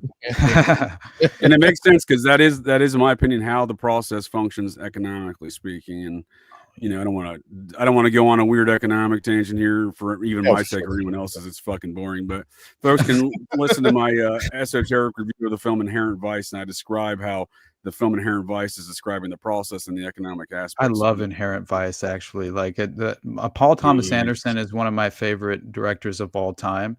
Now I'm not at all, kind of like giving a character analysis of who I think he might potentially be as an individual. But I do think that his artwork, I hear you. I hear you. I do the same. I film approach it the same way. Like I like to watch Tom Cruise play a tall man who knows how to fight on TV. Yeah, like, right. You're on the movies, you know. But, and he's often in Paul Thomas Anderson films, right? Oh, dude, Magnolia. That's one of my favorite all-time roles of Tom Cruise. He's just giving seminars on how to be the most belligerent piece of shit male that you can possibly attempt to become. Big time. But to the point where they make this a utilitarian, literal term of the process is utilitarian speaking. It's like they don't. There's not a portion of the hog that's not unused. They use all of the hog. That's how I say it. So. Yeah. For example, with the film Inherent Vice, you see the same cult that's that has infiltrated the political and law enforcement aspects of Los Angeles has now also imported all of this heroin, has now instituted the whole system in which you'll get hooked on the drugs, you'll go to the rehab, we'll fix your teeth once all the calcium, gets, sucked out like a vampire from the heroin, right? And then they'll repeat the whole process again, the literal process, right? And that is the goal that they described to Paul. So Paul Thomas Anderson wrote that. Film director, screenplay. Thomas Pynchon wrote it. Pardon me. Not contemporary to the Manson family murders, but he lived in Los Angeles at that time during the Manson family murders and subsequent trials. So, and if you notice in there, he embeds so much Manson lore and other things in there, and they're always referencing the Manson family at various times. So what I think, again, is the esoteric understanding of that is he's describing the process to folks and how it really works. It's the mob, it's the cops, it's the politicians, right? You know what I mean? And it's the economic. He's describing the economy aspects of it, right? Right. Dude, that sequence of Martin Short as the dentist, and he goes in, then they get pulled over by the cops. It's one of the funniest scenes, honestly, that I can remember. Oh, dude, that movie's so brilliant. I'm so glad now you've seen that you enjoy it, because I've only ever met one other person, and that's the person you got compared to at the beginning of this here tonight's show, Austin Recluse, Mr. Steven Snyder. He also shares an affinity to this film, and in fact, that's who I've done the review with. Wow, man, that's amazing. I didn't even realize, but yeah, it's a fascinating film, and for some reason it was very appealing to me from the first moment I ever but without any real context, it was blowing my mind, and just that I had a very high appreciation for the comedic value of it as well, because honestly, it is very funny. But it's one of my, it's literally my, I mean, what you're saying is it's music my ears. It's literally the same thing I think about the film, and a lot of people shit on the film. Like, it's my favorite. It's possibly my favorite movie. It really is. I love it. Like I said, I was a former, after I retired from the Air Force, I ran a private detective agency for 4 years. And, so I had a very like molecular level in my DNA, like, a pot smoking PI detective, involved in this shit. Like, of course I'm going to enjoy that film. What are you talking about? Right.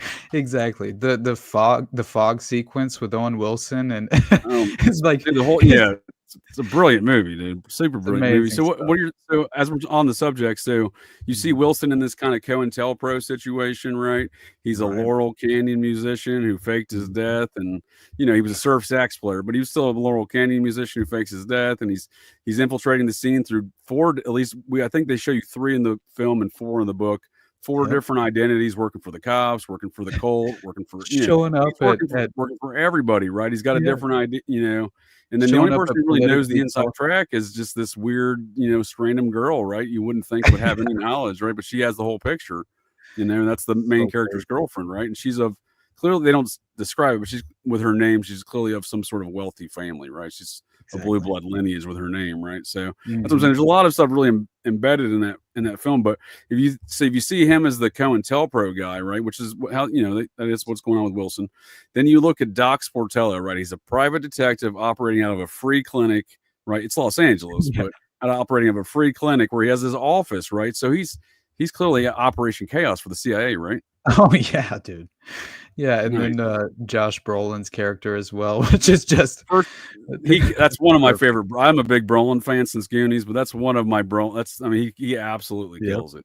Nick, have you not seen this film at all? It's it is obviously not designed necessarily to be a comedy, but as Austin pointed out, it's quite comedic. Very much so.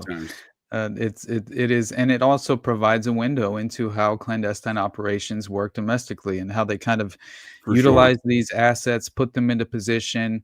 Once again, kind of the deliberate deception. You see Owen Wilson's character showing up at these politically televised events and causing this right, as if he's the face of political dissent in this very fashion, and it's obviously an entirely staged event. And he himself is absolutely compromised and a part of the performance, and that in itself. I'd like to ask you guys, because I think you're both probably very much kind of like attuned to this level of just the way we should kind of engage with reality itself, which is, what are your thoughts on this sort of intersection that I always seem to find myself at, where it's like the intersection of culture creation, social engineering, covert intelligence, clandestine occult ideologies that are clearly attempting to stay below the surface of public awareness, and then this strange, like, you have the intelligence operations kind of utilizing this esoteric occult doctrine and these ideologies, again, essentially subconsciously initiating people using various methods of that is where drinking that Kool-Aid also. I agree, man. Exactly. Yeah, whenever you even I think that's a great question. I know it's something Nick and I certainly discuss. I apologize, Nick, go ahead. But I was saying we definitely talk about these subjects for sure offline, right? Yeah, whenever you see like institutions or places that are known for, like, putting shit out there, there's always like an occultist like involved. There's always like a government, person attached to it. And then like the thing is, some things I do wonder about. Like I even wonder with like, especially with like the process.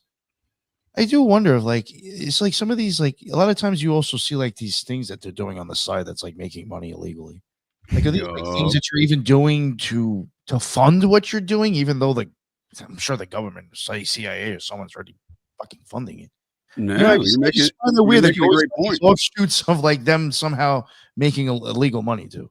It's very weird. No, that's a great point. That is kind of how this money laundering Iran-Contra operations go with these matters, and what I would again assert is kind of going on with the Idaho-Contra situations. But when I say we talk about these things offline, I mean like literally like an hour, like 2 hours before the show started, Nick and I were having a conversation, literally talking about how there's always these occult magicians involved in all these spook operations. They're the ones that are selling you the magician's distraction and packaging things in the way that folks will never truly understand what occurred there. Absolutely, man. And were you listening to that conversation, Austin? Is that why you asked that question? Because that's literally like right. And I'm just joking, but I'm saying like literally like we talked. It may not even been 2 hours, may have been an hour. Like that's literally it's nice. It's nice to hear other folks reaching that kind of same conclusion with things, because to really, I mean, obviously, even within conspiracy culture, I think a lot of folks still chase the shiny objects. You know what I mean? Man, that is very, yeah. That I think that, I don't. It's kind of, it's something that's very refreshing to be able to have a conversation like this, man. Like I appreciate you guys very much, because this is why I started a podcast. Awesome. Yeah. I was so desperate to have worthwhile conversations with people who are passionately and objectively pursuing the truth, like for sure, man. That's the ultimate objective. I just want to conceptually outline these things for myself to where at a fundamental level where I can kind of like engage with reality in a way where I feel like it makes, as far as just, I feel like it actually applies, and it's not a part of the manufactured delusion, right? I want to opt out of that.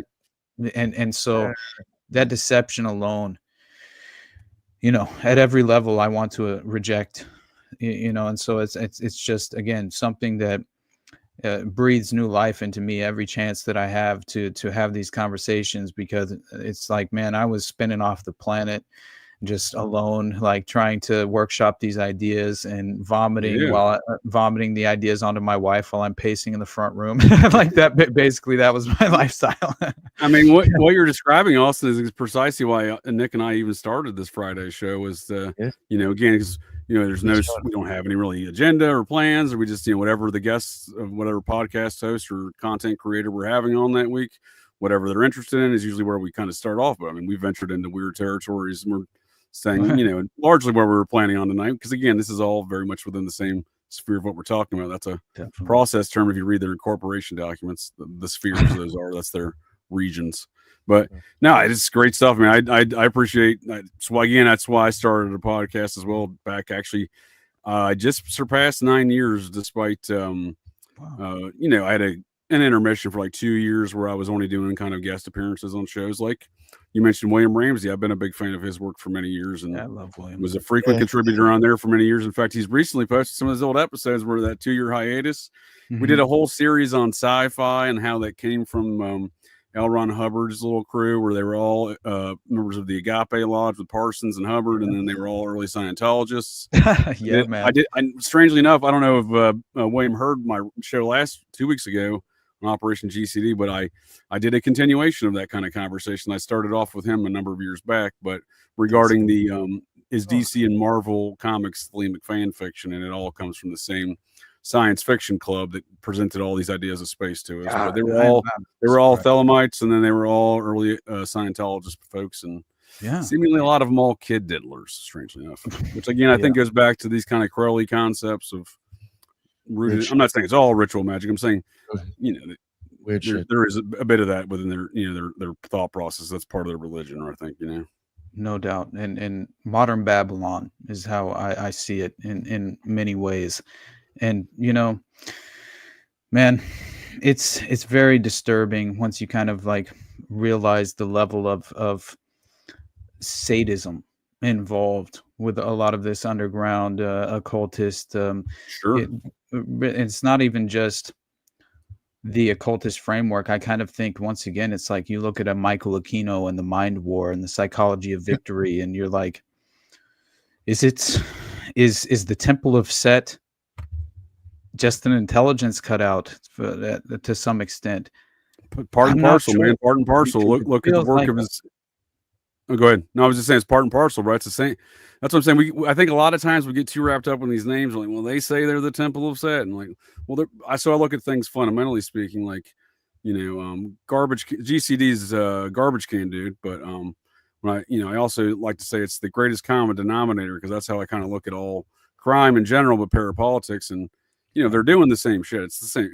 We're just you know, we're quabbling over terms that they're doing the same activities, and it's the same business, right? And you can kind of demonstrate that more with Aquino and his daughter and his son-in-law, and they're, you know, big in the at least the son-in-law seems to be big in the neo-process movement with his associations of Boyd Rice and veneration of Charles Manson. I know Dana over at Rodney Jules went deep on Nicholas Schreck the other day, so I didn't even get to finish all of it, but what the parts that I did listen to and watch, it was some fantastic stuff. And again, that's what I'm saying. You know, that's a good example. This is part and parcel of the same business, because he was Church of Satan, and he was Temple of Set, and now he's like, I'm just doing my own thing and whatever. Dude. It's all from my experience in the OTO, I think that there's a possibility that the CIA or some agencies involved in that at this point. Yeah, it's all the same stuff. When we're on, and look at Aquino. So we're on Aquino. You know, Nick, you've done a lot of work on Lansdale on your show. In the past. Edward Lansdale, kind of the predecessor, right, and mentor. Yeah, it was Aquino before Aquino. Yeah, right. Yeah. That dude. Speaking of the magic, right? Can you describe some of the Lansdale magic we're talking about with deceiving people? Yeah, well, there's a few of them. One, I don't know if it was helicopters or planes. They were flying those over like these villagers' houses, and they're like, you know, playing like all these like ghost sounds and all these like weird noises, and basically telling them like, if you kept on, I think housing, I don't know if they're called the Husks or something. There were these group of people that they were considered like communist, but a lot of people say they were just regular farmers minding their business. Right. Yeah, that terrorists is what you're saying. Yeah. That if they kept on housing them and protecting them, they were gonna get like haunted and this and that. All this fucked up shit was gonna happen. And then they hung like a few people like up in the jungle, like upside down, and bled them out. And started a rumor saying that vampires did it because they were like, you know, helping the people doing stuff on people's houses and stuff. Yeah. That's fascinating. It's basically weaponizing the local shit out of these people against them, right? Yeah. That's what it was. They used their own folklore against them, saying that like basically their own spiritual weird beliefs, like, you know, we have all those like small little things like in certain towns and stuff. They're using that like against them to like make them feel bad for what they were doing. Of course, man. So I think, you know, yeah. So I think Aquino did that, right, and added his weird Satanism stuff on top of that, right? But then technically those guys learned from a fellow by the name of Paul Linebarger. So during World War II, there was a guy by the name Captain Paul Linebarger. He wrote the U.S. Army Manual on Psychological Warfare, called the U.S. Army Manual on Psychological Warfare. Not a fancy title. Right. So he was college roommates with L. Ron Hubbard. He was also later part of that same science fiction writers club under the name Cordwainer Smith, right? So we're talking these matters of psyops and hypnosis, because Aquino loved hypnosis. We're talking about and psyops, so we're talking about the same kind of things as far as these matters of deception, right? Layers of deception, my friend. That is all that I consistently witness as far as I'm concerned. Knowing the fact that all of the flying saucer mythology comes from essentially the Agape Lodge in many ways, like it very much does. And that's fascinating to me. Jack Parsons, Caltech rocket pioneer, high priest of the OTO, at the time. And obviously until he had the falling out allegedly with Aleister Crowley, which how many of these falling outs are we intended to believe or it's like, I don't know. I'm very much in question of this. I'm glad you brought that up. And again, I don't hate to keep plugging my show, but I unpacked some of those false narratives around that whole Agape Lodge, the interactions and dates around Hubbard and all these things last week on my show, Operation GCD Live, the DC Marvel Comics, the limit fan fiction. Cause, there's a lot to be said there. We don't still understand. Are you familiar with the name Frank Molina? Yeah, I am. Right. Actually, so then there's Parsons number 2, and that's Ghislaine Maxwell's sister-in-law's father-in-law, right? Dude, it's never ending. And this is another reason why, like, you look at Iran-Contra. Iran-Contra is really just kind of like a branch of this network. Like, it truly is. It's a window into the network. It's fascinating. Exactly. Ghislaine Maxwell's sister. Oh no, for sure. Let's put a pin in Aquino and Fort Bragg, because we're going to circle back there through Idaho Contra here. So please, continue on that train of thought, that this is Idaho, that Iran Contra is an offshoot of these same activities, because we see a focus of Maury Terry's Ultimate Evil book as a fellow by the name of Cocaine Bob Evans. His own name, not mine. I'm just respecting wishes of the dead. Right. Cocaine Bob is clearly a major figure in the process in Los Angeles, right?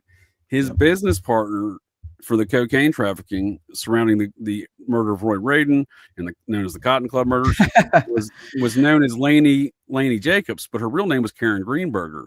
And she was the wife of the Medellin cartel's #1 dude in America. God, you're killing me, man. You're not familiar with this narrative? So no, I'm aware of so many of the other details, like Bill Mincer, Manson 2 being heavily involved, obviously, as the hitman for Roy Radin, and very important factor. Yeah.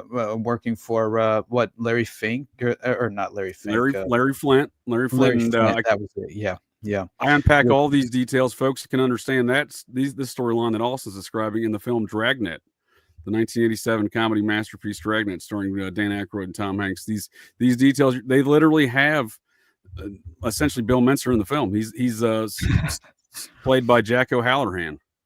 Dude, that is so crazy. You know that Arliss Perry, right? The Arliss Perry murder that happened on Berkeley campus, right? In the UC Berkeley's chapel, right, where she's ritualistically murdered. There's like a candle inserted into her vagina and like an ice pick on the back, I believe, and then she was spread out in a specific way where she was basically a symbol, an occult. It wasn't a neo-pagan symbol like the Delphi murders, but it was very similar. Wow. And knowing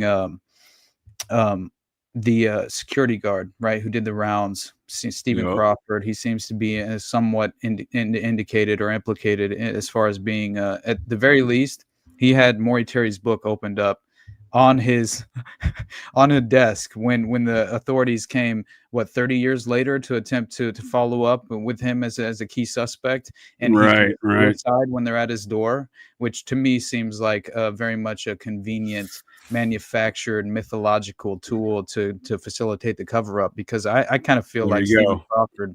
There you go. Maybe he killed dead men don't talk, do they, Austin? There's a lot of folks Exactly. in that area that did not want that fella talking. Exactly. That's what I view as the potential reality there. But you look even further into, right, Bruce Perry was Arliss Perry's husband at the time. She's 19, right? I think she's very young. And he's very young as well. He's covered in blood when the authorities find him. He claims he had a nosebleed. And it turns out Bruce Perry later on, yeah, that's William Mincer, right? Good luck finding photographs of him, not from the newspaper and not from his one mugshot in 2000. They don't have. You can find his name in the prison system, him and Greenberger both, but they ain't got no photos of either. It's been erased. You know what's crazy though? Went the way of Houdini. They said, "Poof, we don't need any more Bill Mincer. We don't need any more Vance too. You don't need to learn about these things." By the way, he was tied into. Well, it was either Magic Island or the Wonderland Club. I think it was the Magic Castle, I believe. Or no, you're right. No, Magic Island. I think it was the name. Magic of it, right? Island, it was a hypnosis place, right? Yeah, in Newport Beach. This was a network where they were facilitating snuff films. Roy Radin apparently he ordered specifically the Stacy Moskowitz, I think, was the one that the son of Sam, David Berkowitz murders, that was ordered by Roy Radin for snuff film purposes, which was why the van was stationed outside of the murder scene, because they had a tripod in there and they were actually filming it for the Enterprise. And that's another facet of this, that again, snuff films, an urban myth, right? We're intended to believe that this is, which obviously at this point we all know these exist. And beyond that, man, North Fox Island proved, the Francis Sheldon Network, that they, and John David Norman and the Odyssey Foundation, they were running, the advertising the Delta Project, which was just another name for the Odyssey Foundation, John David Norman's network of abducting children and trafficking them for sexual abuse and ritualistic snuff murder and all of these various. More than that, even you think about potentially organ harvesting, which is something that I think people need to understand. There you go. They're using the whole hog, aren't they? Exactly, it's the whole hog concept. Yeah, and so Arliss Perry's. I think you're spot on there. But if I may, Austin, if I may just redirect you back to Los Angeles and the trafficking of cocaine around Bob Cocaine Evans and Karen Greenberger, who now Bob pleads the fifth in the grand jury testimony, despite being the first witness called by the prosecution. Under advisement of Robert Shapiro, that is. This murder of Roy Radin occurs in 1983, right? Mm-hmm. The trial they don't get popped until 1988. Now this happens 6 months after somebody killed Karen Greenberger's husband, Larry Greenberger, on their porch in Lake Okeechobee, right? That death occurs 6 months after Larry Greenberger is identified in the federal court case against Carlos Later, the co-founder with of the Medellin cartel with Pablo Escobar. Carlos Later is the focus of the film Blow with Johnny Depp. Right? You tie all that into Barry Seal and it absolutely all ties in. But absolutely, so Cocaine Bob is doing process activity in Los Angeles. The murder of Roy Radin, right? Where this dude Bill Mitzer's the hitman, right? And in prison today, right? Bob walks. He pleads the fifth and. He walked on cocaine trafficking. He walks on murder stuff. All of his indicted conspirators, they all went to prison for life, right? So, this is a year after the release of Dragnet. So, in the film Dragnet, that's Bill Mitzer. Then you have Jack O'Halloran here, right? they got him made up strikingly similar to Bill Mitzer. Jack O'Halloran's character is the driver and bodyguard for a pornographer. Bill Mitzer was the driver and bodyguard for a pornographer. Yes, Larry Flint. And that is so crazy. And it is all connected because when you're talking about Wayne Williams, his boss, Michael Thievis and whatnot, and a fellow by the name of Mitch Warbell, who kind of floats around that circle out there. He's everywhere. Mitch Warbell's murdered in Los Angeles 6 months before Roy Radin, apparently poisoned by Larry Flint's brother-in-law, allegedly. Yep. I'm telling you, man, like this is a network that, yes, it is far smaller in scope than I think people realize as far as the usual suspects. And that is why you can kind of tie a direct line into all these various scandalous cases that occurred around a similar time in American history, which very much seemed to spur a lot of the satanic panic, alleged mass hysteria, which was apparently unfounded, which obviously in my mind was just a natural reaction to true instances and examples of ritual occult murder and satanic ritual abuse, that has been proven to have existed even looking at a Finders Cult connection, the sacrifice of Henrietta and Igor, the goats that they sacrificed and had the children. Apparently, one of the children cut out baby goats out of the live goat's womb. That's some trauma right there, right? That'll induce some trauma. I think that's all part of MK Ultra. Has to be. You got to have that trigger to induce the trauma, right? It happens in varying ways and capacities. Yeah. Like I said, NXIVM was forcing folks to watch snuff films. That induces the trauma there. So you need that triggering device. But, I like what you're saying also. I just want to see if I can go back here to, I just want to hammer home that point that you're already hitting on. I want to hear more of your thoughts on with this Iran-Contra stuff, because Cocaine Bob's doing business with a Medellin cartel around the Roy Raiden murder, but that does not really get that recognized, right? Karen Greenberger is the wife of the Medellin cartel's #1 dude. He's found out in later's court case. He gets popped 6 months later. She's now the #1 suspect in that murder. Why she wasn't then, I don't know. But when she's questioned by police 6 months after that murder, she thinks that they're talking to her about her husband's murder, right? When she's not thinking they're talking about Roy Raden's murder that occurred 5 years prior, right? Yeah. And all of these things are being prosecuted by a fellow by the name of, damn it, I just forgot his name. Charles Manson's friend, who solicited Charles Manson to get on the defense team back in the 72 trial of the Manson family. He later became the district attorney of Los Angeles. Not Bugliosi. No, he worked. He was not. He wasn't in the office there during Bugliosi's time. He was a defense attorney in the Manson trial. He was friends with Manson and asked Manson, "Hey, get me on as one of the girls' defense attorneys." Wow. I think he was defending. Instead of me guessing, let me just look it up. It's Ira. I get his name mixed up with that one serial killer from Philadelphia. Is it Ira Einhorn? Is it Ira Aker or something? Is that Ira, the name? Ira Reiner, former LA District Attorney Ira Reiner. So he was one of Manson's personal friends. Manson had a litany of weird friends, right? I guess, but absolutely.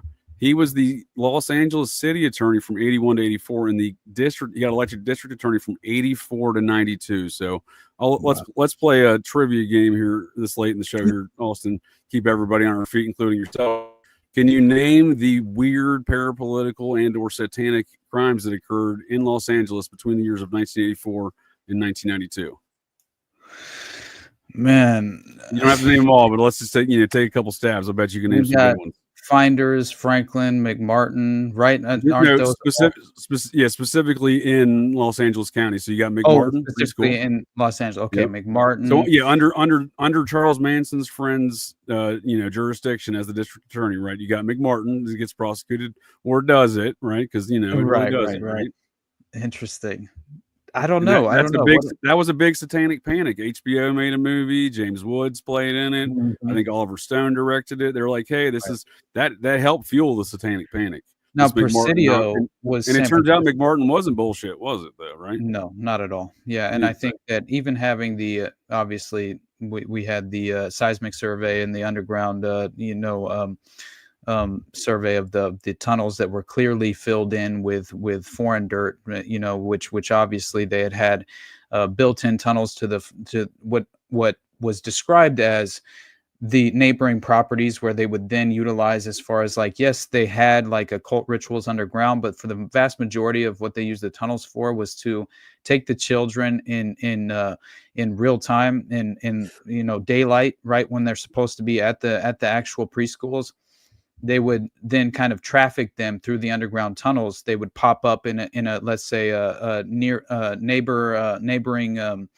private residence. They would apparently there was a tunnel access to one of the garages where they would then be effectively trafficked through the neighboring community.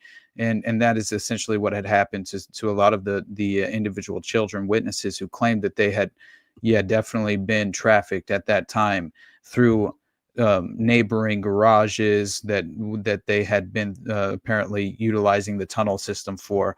So that makes sense, especially considering what was the name of the Manhattan Beach investigator? Paul Bynum, I think was his name.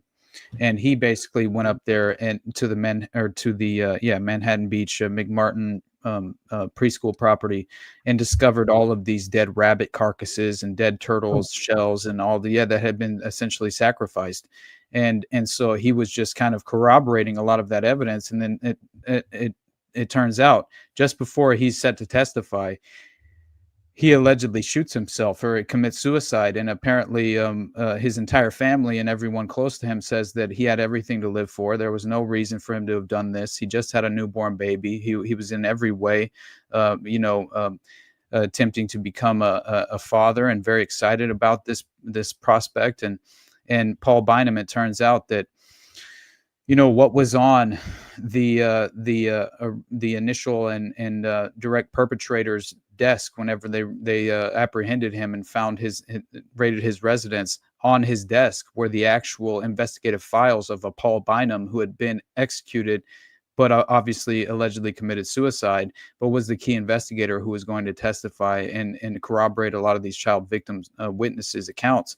And so again, he had claimed that he had actually gone to the property, found that there were tunnel systems that had been filled in just recently, and that he had discovered actual carcasses of ritualistically murdered, rabbits and turtles. And again, he's discovered dead. And there are many other deaths that are connected into McMartin that happened at that very time. So that was a great explanation. You know where I learned about that McMartin stuff that you just described? When I first learned about that stuff was on the Opperman report about those tunnels and the LiDAR reports and everything else. So once again, a nod to the Opperman report and the history of what Ed's brought to the table. So yeah, that's so like you're saying, a lot of that stuff was we had there's demonstrable evidence produced, some weird deaths, and yet yet HBO is telling everybody, well, no, that's fake news. That's satanic. James Wood's telling everybody, Oliver Stone's telling everybody. That didn't happen. It was all satanic panic. Which Oliver Stone is such a strange suspect as far as like why I understand, like, he doesn't seem like he's operating in good faith at every instance in my mind. And then just like researching about what he had said to Howard Hunt when he was talking to him about doing the I think it wasn't the Nixon movie. I don't think it was. I think it was the JFK movie, but it might have been the Nixon movie when he had Howard Hunt that he brought in personally and asked him, how much would I have to pay you for you to just tell me the whole story? But still, I think that even what's his name, who played Jim Garrison in JFK, Kevin Costner. Yeah, Kevin Costner. I heard by St. John Hunt, who's Howard Hunt's son. I heard him say, now, of course, this is very much in my mind, obviously some bias information that as far as how it's coming toward. But again, how would you approach the son of Howard Hunt? I don't know. I mean, you would think you would be at least somewhat respectful if you're attempting to, kind of like. Well, if you want a legitimate response, you better be diplomatic about it, right? Exactly. And it seems like Kevin Costner was very much in his ego and also kind of like belittling St. John Hunt and kind of like putting Howard Hunt in a really difficult position. So they kind of backed out of offering, kind of more of the details that they would have provided otherwise, which I found interesting. But still, he does play some weird roles, doesn't he? He does play some weird roles. Absolutely. So, steering us back to this Iran-Contra business, Fort Bragg, Michael Aquino coming out of there, the McDonald murders, right? We were talking about with the, the seemingly processing, Gunderson, Alan Dershowitz, and, of course, the process attorney himself, John Markham, helping cover this, and Tuesday Weld's cousin, Bill Weld, the U.S. attorney, being involved in that mix.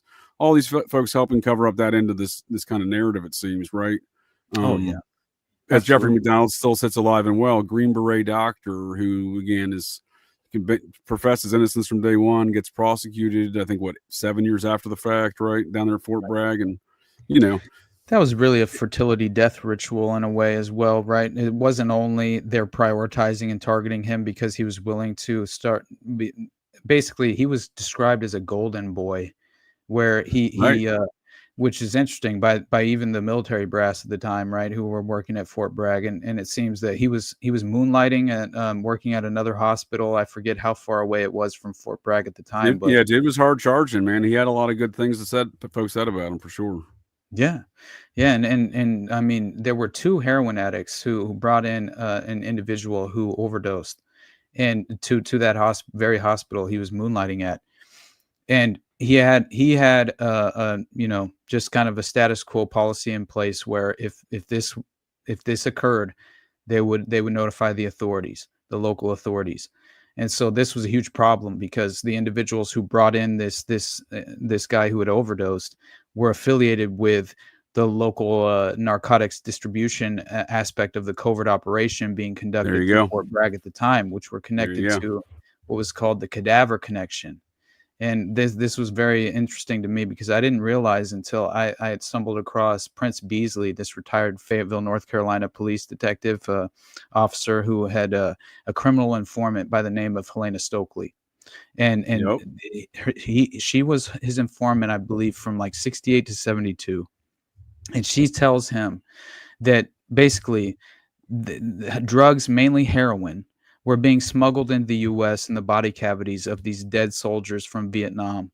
And these drugs were being brought into the country in U.S. Army planes, and basically that there was a way that they would the tags that were on these coffins was how the individuals would actually who were the assets that were operating this, helping facilitate this domestic drug smuggling operation. Right. They would meet the coffins and effectively they would know which one were actually holding the heroin that were coming out of the Golden Triangle, but also Thailand, I think at the time as well. And so if I may interject there, Austin, these allegations around these same style of operations you're describing have been alleged around Minot Air Force Base and John Carr in the same situation. Yep.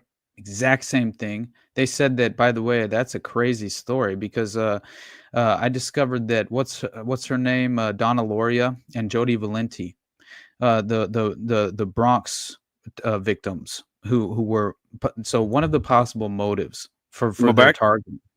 Yeah. Do what? Nice. You're back. Good. One of the possible motives for the targeting of Donna Loria and Jody Valenti in the Bronx in 76 was basically because Loria was an ambulance technician who might have become aware of a drug ring involving the Nugan Bank that imported Golden Triangle heroin into the U.S. Are you serious? I swear to God. So I did not know that. I did not know that, sir. Right? And there we are back to Idaho in more drug trafficking, these processed satanic crimes, right? And around all of these. And then we're back to Idaho with Nugan Bank, aren't we? Because John Michael Hand, Green Beret, used to work for Lansdale and the military assistance or whatever, component over there, doing those operations, Nick, that you described. Yeah. John Michael Hand was a major figure in those Lansdale operations you described. And then he would go on to, what did he do? He started a bank, the Nugan Bank, isn't that right, Austin? Yeah, and if you realize what was the Nugan Bank and what happened to it? So, this is crazy. So in 73, Frank Nugan and this Australian lawyer and Michael Hand, who's a former CIA contract operative, they established the Nugan Bank. And this is just fascinating to me because the Nugan Bank was involved in helping the CIA in covert arms deals with contracts and contacts with Angola, which again, keep in mind, Jonestown, right? The Angolan rebels trained at the Jonestown site, which was a black site to begin with, to train up the Angolan rebels. Operation Shalom. It's just ridiculous to me. And so again, we just have another perfect example of how Iran-Contra was just a branch, kind of like it just evolved. It was already a playbook very much, being utilized, and it effectively evolved over time and became Iran-Contra, of course. But that was only a window into one of the scandals that it really was. There was you kind go. Of, yeah, that we see it erupt to the surface, and we call it an Iran-Contra. We think we understand it, but what you're describing is we don't have a fucking clue. Because it's still going on today, right? So the elements you're describing: Fort Bragg, special forces, money laundering, large-scale drug trafficking, right? Probably some gun trafficking, maybe some human stuff there in the mix. All of these things are surrounding these Idaho 4 murders that occurred on November 13th, 2022, right? Wow. They're all fraternity and sorority students, and the Greek cultures up there are long steeped in a large-scale drug trafficking network. I would allege they were possibly laundering their money at a FTX-owned small rural bank where oh my God, where they were washing the money cash for crypto, right? So Sam Bankman-Fried partnered up with Sam Bankman-Fried files bankruptcy on November 11th. You mean Diddy's cellmate? Diddy? Well, you're about to get us lost in it. I will go for another hour on these connections with Diddy, Sam Bankman-Fried, the same attorneys, the one of the lawyers prosecuting the case that used to work for the now University of Idaho president for this weird firm that was doing the merger between Binance and FTX that fell out on November 9th. And then on November 11th, FTX files bankruptcy, emergency bankruptcy. The whole world finds out that they bought this small rural bank. Everyone loses their shit, in any regulatory position. The bank seized 6 weeks later for money laundering. His partner in that bank is a creepy French fella out of the Bahamas and a different bank. He's got direct connections back to BCCI and the Iran-Contra. There you go, brother. That's not the only Iran-Contra scandal connected to Idaho, though. I'll give you another one in a second. So that creepy French fella also invented the cartoon Inspector Gadget. Wow. I still think that that Inspector Gadget might possibly be who was that MK Ultra scientist? Gottlieb. Oh, really? I didn't know that. Man. Okay. Yeah, because Gottlieb had a daughter named Penny, I think.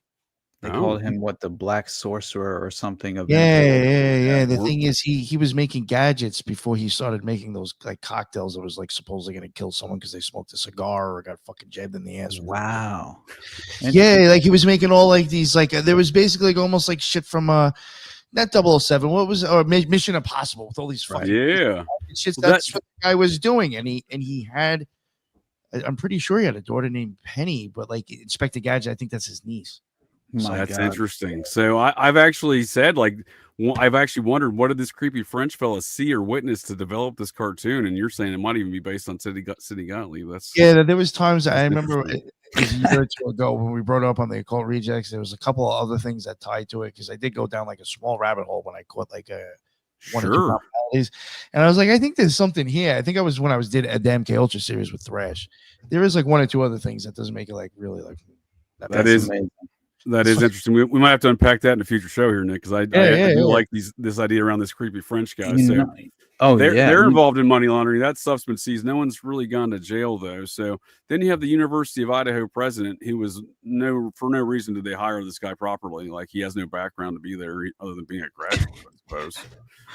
He was a business fellow, largely in banking. He was running the second largest corporate law firm. They're largely involved in regulatory things within the U.S. government surrounding crypto. So he leaves that company in 2019, takes the University of Idaho president job. I think 2018 or 2019. It's the same time that Sam Bankman-Fried and the creepy French fella are paying off the state regulators in Washington state to change the law so that a crypto and banking can be under the same roof. Wow. Mind you, that's still against FDIC regulations, but that didn't stop them. Right. From the larger outlook, it seems like a operation was unfolding. This dude's moving into that position, et cetera, because it's that law firm that's managing the merger between Binance and FTX that falls out on November 9th for the emergency bankruptcy. So they play an important role, even though the president had left the firm already. Now, he gets to the University of Idaho and has the bright decision, I'm going to go procure the University of Phoenix. I'm not sure if you're familiar with the University of Phoenix. There's not really any infrastructure. It's basically just an idea and a lot of presumably probably money laundering. But I'm a Phoenix proud. I have my undergrad and grad from University of Phoenix because it was on every Air Force military installation, and that's crazy. They kind of it's right available to you, and you don't pay anything. You know what I mean? So it's very much pushed through that regard. That's what I'm saying. Like they're getting a lot of federal money. I have to wonder there's some sort of like money laundering mechanism there, but he solicits. And you're going to recognize this name from Iran-Contra and probably Jeffrey Epstein, Leon Black and his Apollo Global Management firm to finance this deal. He goes into business with Leon Black. That's amazing. I didn't realize this. Now I knew he had a connection directly to the CIA through like his kind of molding process where he was like basically brought under the wing during his schooling and whenever you talking about Sam Bankman-Fried? Yeah, SBF. Yeah. Oh, are you familiar with Leon Black there real quick? He's I'm familiar. Yeah, absolutely. He's directly involved in Iran-Contra and is deeply involved in at least $200 million in avoiding Epstein charges thus far. But SBF SBF actually works for that. So you're familiar with some of his background? He's got a weird background, right? The Stanford parents and everything. Very strange. Yeah. He's actually working at a small Wall Street firm where he's on record for losing the most amount of money in that firm's history. And he's working along with one of the major figures in the Zizian transpocalypse, vegan, Silicon Valley based, rationalist, apocalyptic I gotta look into death this cult. group because I haven't yet, and all I keep hearing is about the Zizians, so I know they have a connection. I'm not even trying to brag. You got to listen to the one that we did. No, I'm trying to brag. You got to listen to the shows we've done. I'll listen, man. Yeah, I'll listen. It's much deeper than what you'll find on regular YouTuber. Awesome. Nick and the Mad Scientists went deep for sure on some of their stuff. Yeah, those kids. It's another one to get, and not to get too much with the true crime stuff, but it's just another one with why is NASA popping the fuck up? Yeah. Oh man. Absolutely. Why is NASA by the way popping up with all these weird true crime tales now? There's always associated with NASA fucking showing up. The Jet Propulsion Laboratory was as far as like even seeing. There you go. From the onset with this Thelema, right? With Parsons, right? Out of the magic. Exactly. And the bullshit story you're buying, I think. Was it Jack Parsons was affiliated with this JPL property in Florida in the Everglades, and that came up on Python Cowboy went on Joe Rogan, and I discovered this like a while back, a couple of years ago, because it sounded very interesting to me, and I don't usually even listen to Rogan anymore, but occasionally I would catch an episode, and I caught this one, and I discovered that he was out there as a conservationist attempting to wrangle these pythons, and was basically granted access onto an old government black site. And so this was effectively a JPL, a Jet Propulsion Laboratory property that was in this area of the Florida Everglades, where he was hunting these pythons with a couple of his buddies on his team. And they go into this area, and they discover this property that seemed to have been abandoned, but very much so. Obviously, there were people who were actively, apparently, at least gathering at this area for some sort of occult reason. And this is interesting to me because he finds, like, to begin with, he finds this strange baby doll.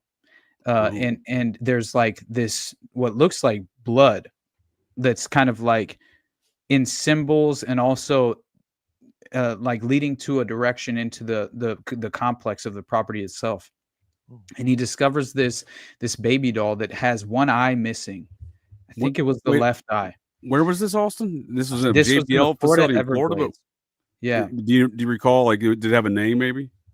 Let me pull up because again, it's like a black site within the Florida Everglades. Yeah, when you're starting to talk black sites in the Everglades, you're starting to sound like a lot like Wayne Williams stories and Patrick Hemming with the anti-caster Cubans, Lucas, who's saying that. Lucas. Yeah, he's saying that we were trained in the art of kidnapping and ritualistic murder and how to properly abduct children, and that was all at black sites in Mississippi and Louisiana, where basically. Absolutely.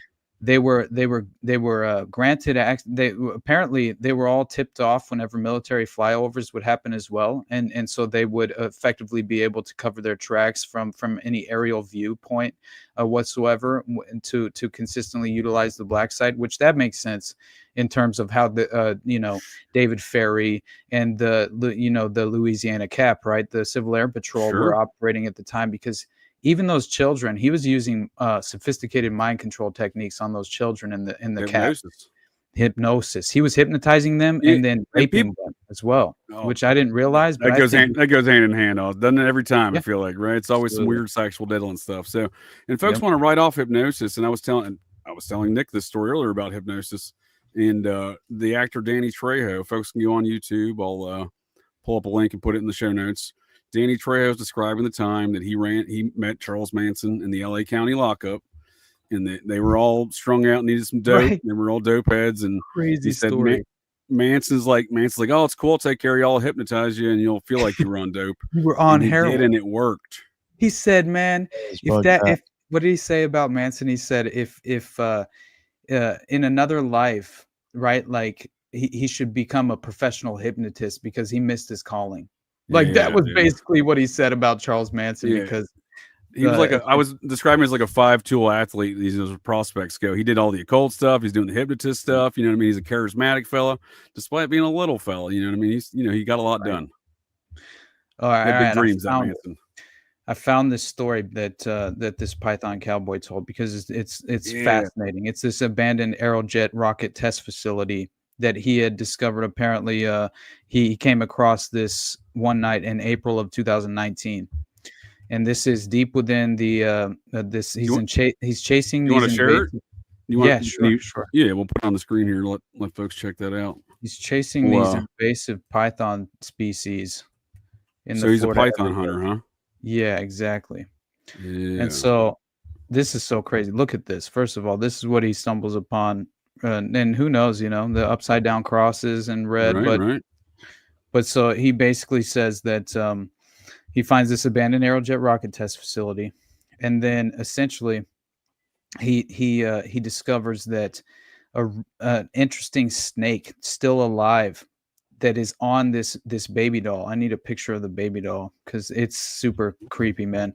But basically what he finds is this rock pile, and a small scarlet snake wrapped around the neck of a baby doll, and it's bleeding from its anus and still alive, which he had never discovered once in his life, which in my mind seems like the scarlet snake that came up in the Marc Dutroux affair, where in the context of the X dossier.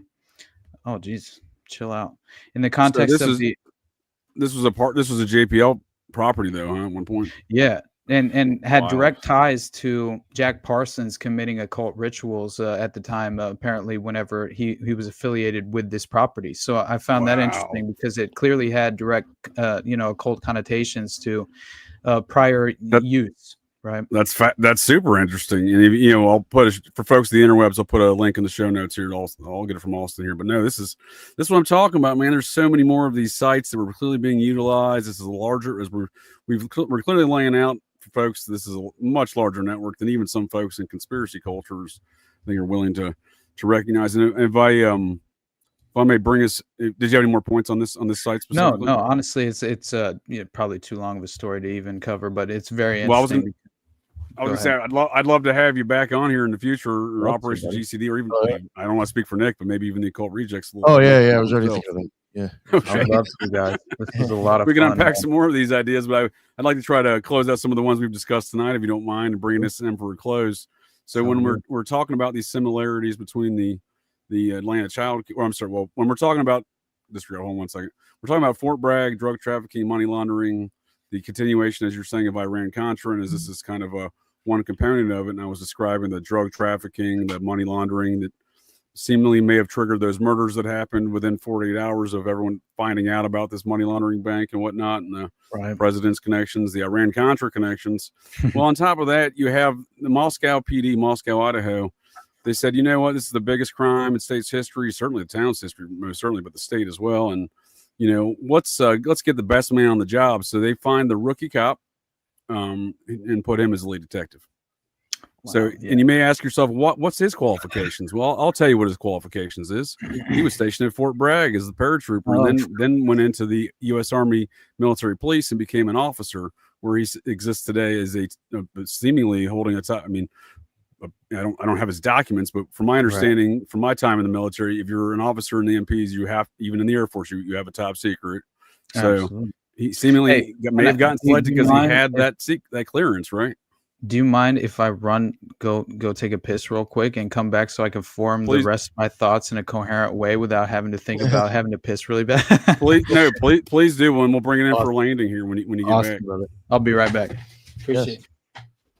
So I'm dude. That's it's I like to see some other folks. You know what I mean? Coming to these well-developed and thought out conclusions as he has around some of these subjects and the dynamics that they clearly in play. But it seems, because it just seems so obvious to me at this point, looking at a lot of these factors, that like Austin's saying, Iran-Contra didn't end, and it's really just a component of what we're seeing here surrounding elements of the Idaho situation.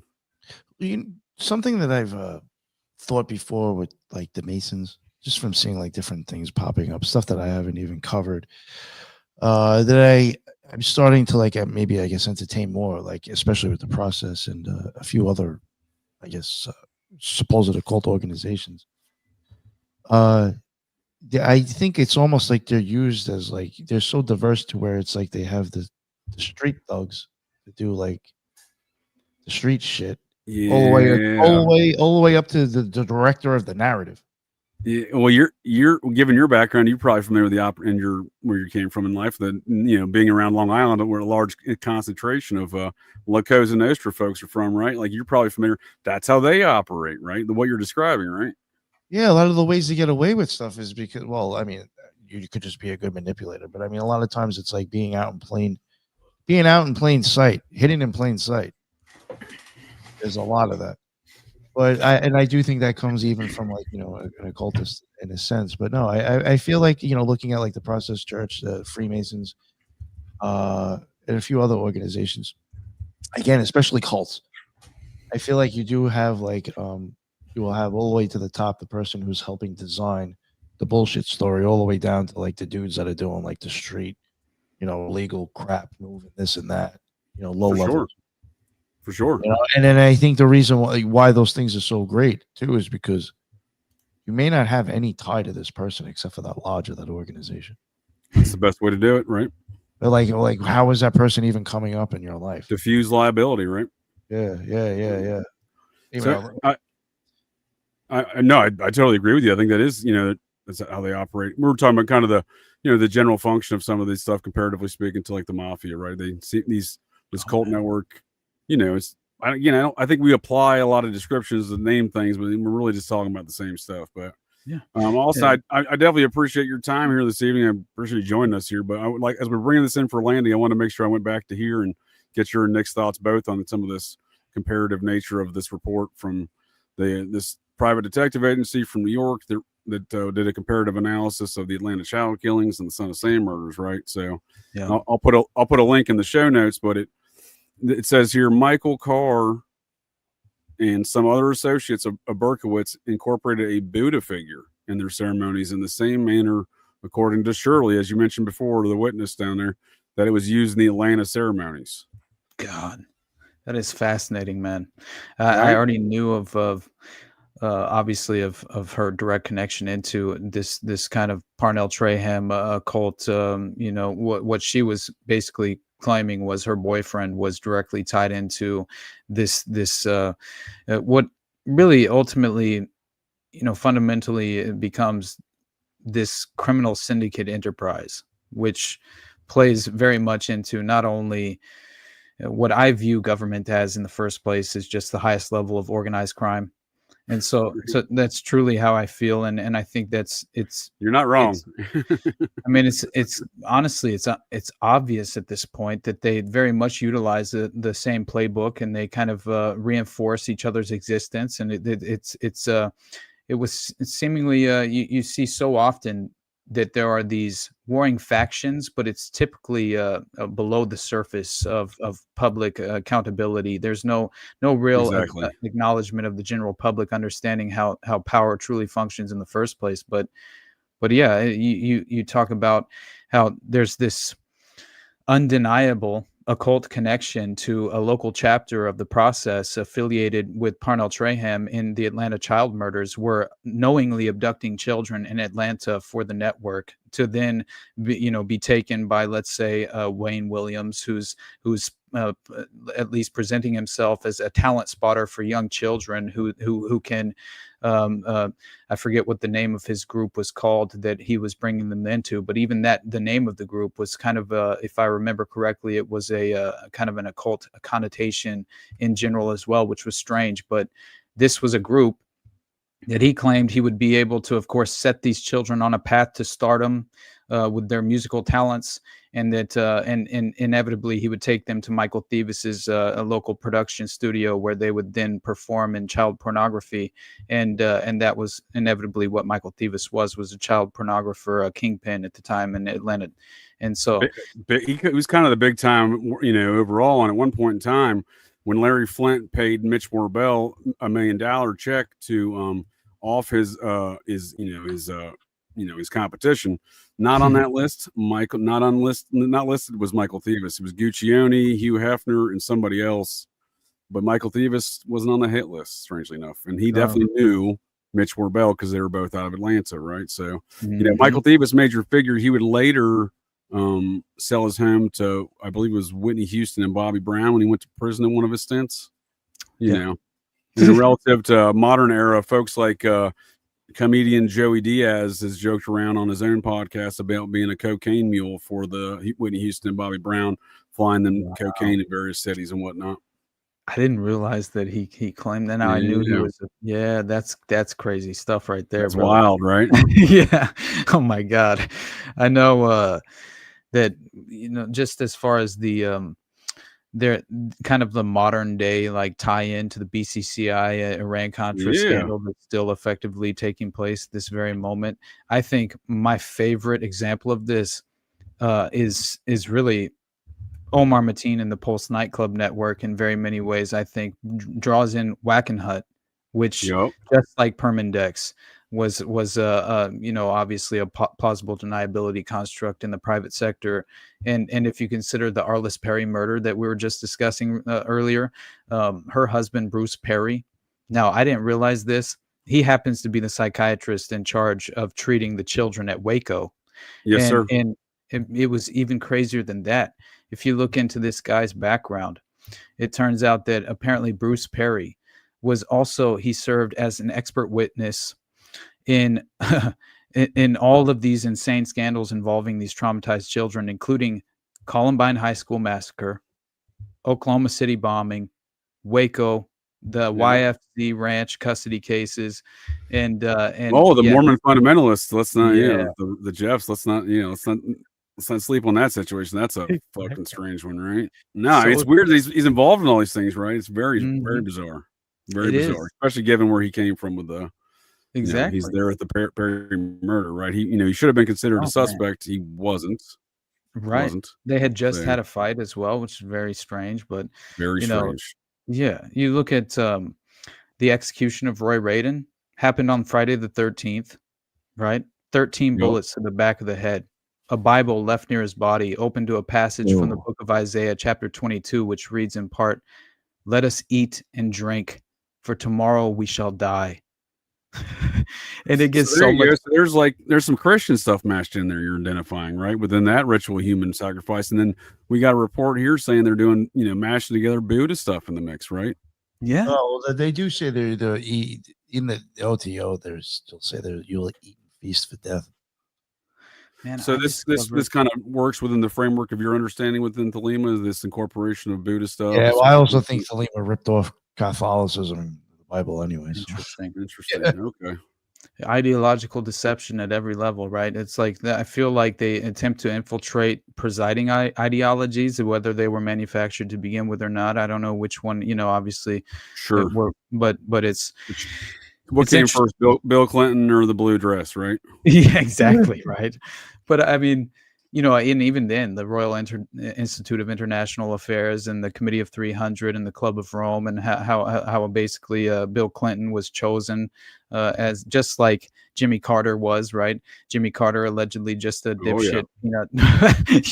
I don't know. It's very, very. He wasn't allegedly. He was a dipshit peanut farmer from Georgia. I think that's exactly. I think he was the Lodge of Georgia or whatever. The whatever they call their top Freemason, they're in the Grand Lodge of the state or whatever. Man. And that's what always consistently, raises its ugly head is this sort of just direct connection to these powerful, let's say they're just very much they're powerful organizations as far as just their influence on the global infrastructure, really just like the path of what is becoming. Sure. In my mind, you look at even the OTO. Like I was realizing that it was founded in 1895, and by Theodore Russ, right? Yeah, and Carl who reunited the Illuminati, right? Exactly, the Bavarian Illuminati. Man. Yeah, those are dudes from it was actually like aligned with Freemasonry.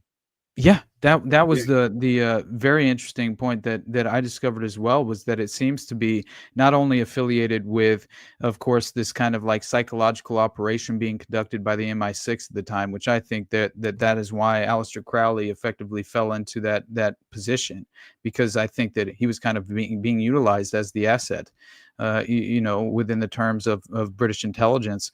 But this chapter of the, I mean, you just there, then these are like what.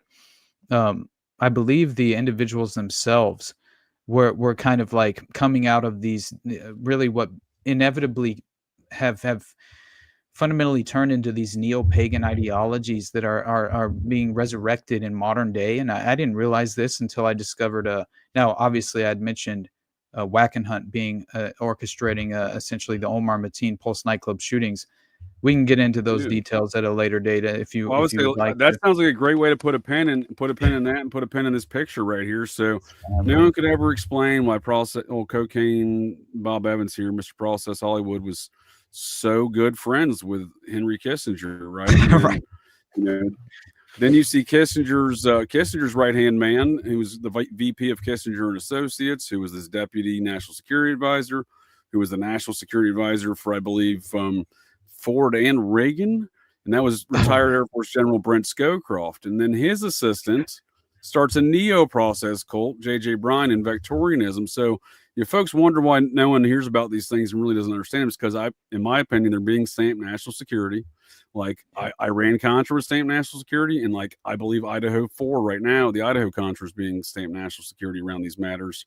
And this is my favorite picture to demonstrate old shirtless Cocaine Bob and his hugging on his friend Henry. But because it's dark, right? Knowing whatever these fellows know. But I think that's what you're talking about with this Wackenhut, Promise Software stuff, Michael Riconosciuto, the Octopus, right?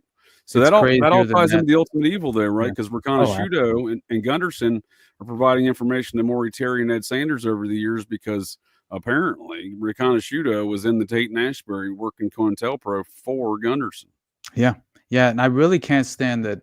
Now I understand why people would be skeptical of Riconosciuto, because he has such a strange background. He's obviously involved in covert operations. He was clearly an asset for the intelligence community, but he was hung out to dry.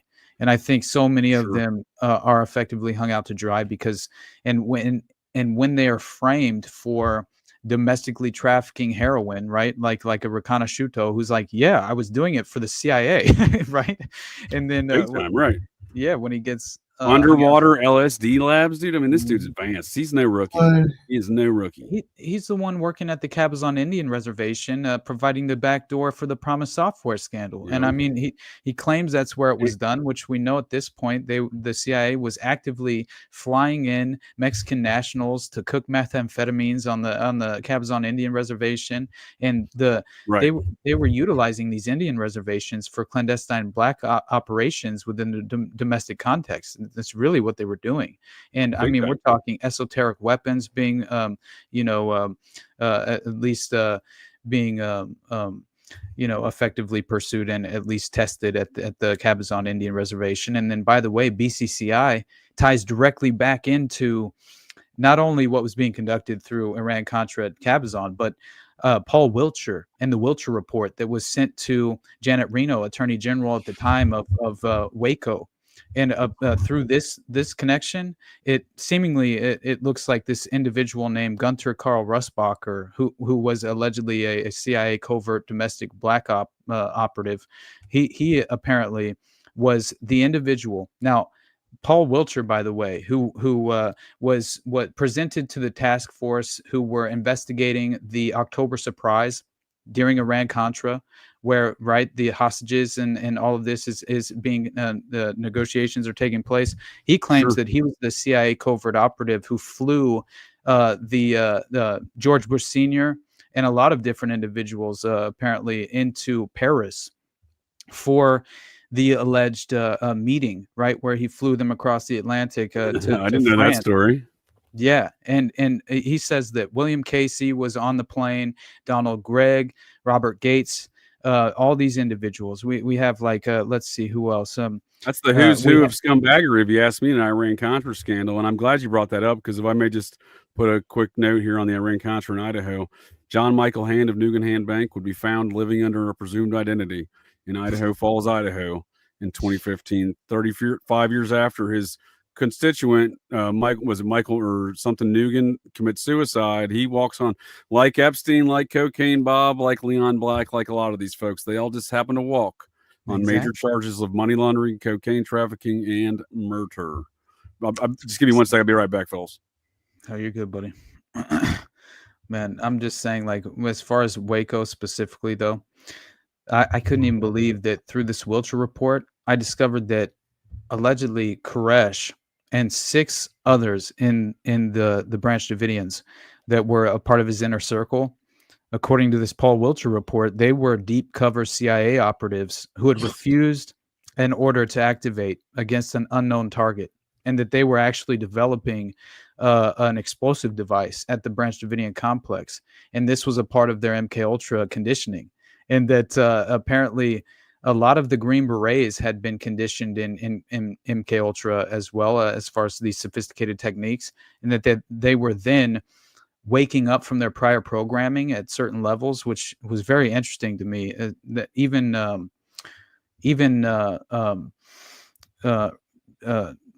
Ruby Ridge, right? Randy Weaver, even Randy Weaver, back to Idaho.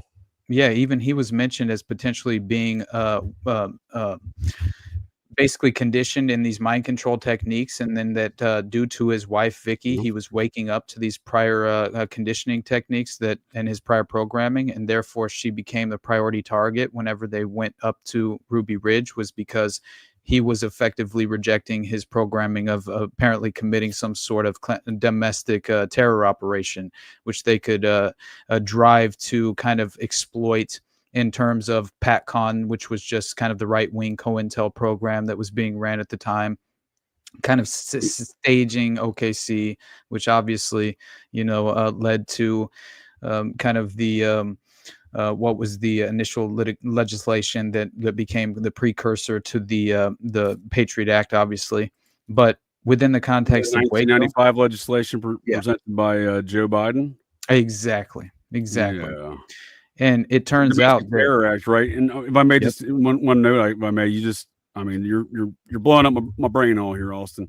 And we're still almost 3 hours in. You're still successfully doing that. So when you're considering, because I as much as I've thought about Idaho Contra and all these other weird activities around the situation, I just right now when you're talking, I just considered John Michael Hand, former Green Beret, Weaver, former Green Beret. They're both in Idaho. Like, you're going to tell me these folks aren't communicating or somehow interacting with one another, right? Exactly. Yeah, it's hard to imagine that they wouldn't be, and right. Especially how, again, this is a subset. This is a very small portion that people don't realize is it's an exclusive community of individuals, right, who are very well trained, and I think understanding what Tim. Yeah, and Tim McVeigh said the same thing as far as the Green Beret training, that most of the Special Forces operatives within the context of this elite group of Green Berets were definitely forced to go through this mind control, sophisticated programming techniques, and that was requirement as part of their training.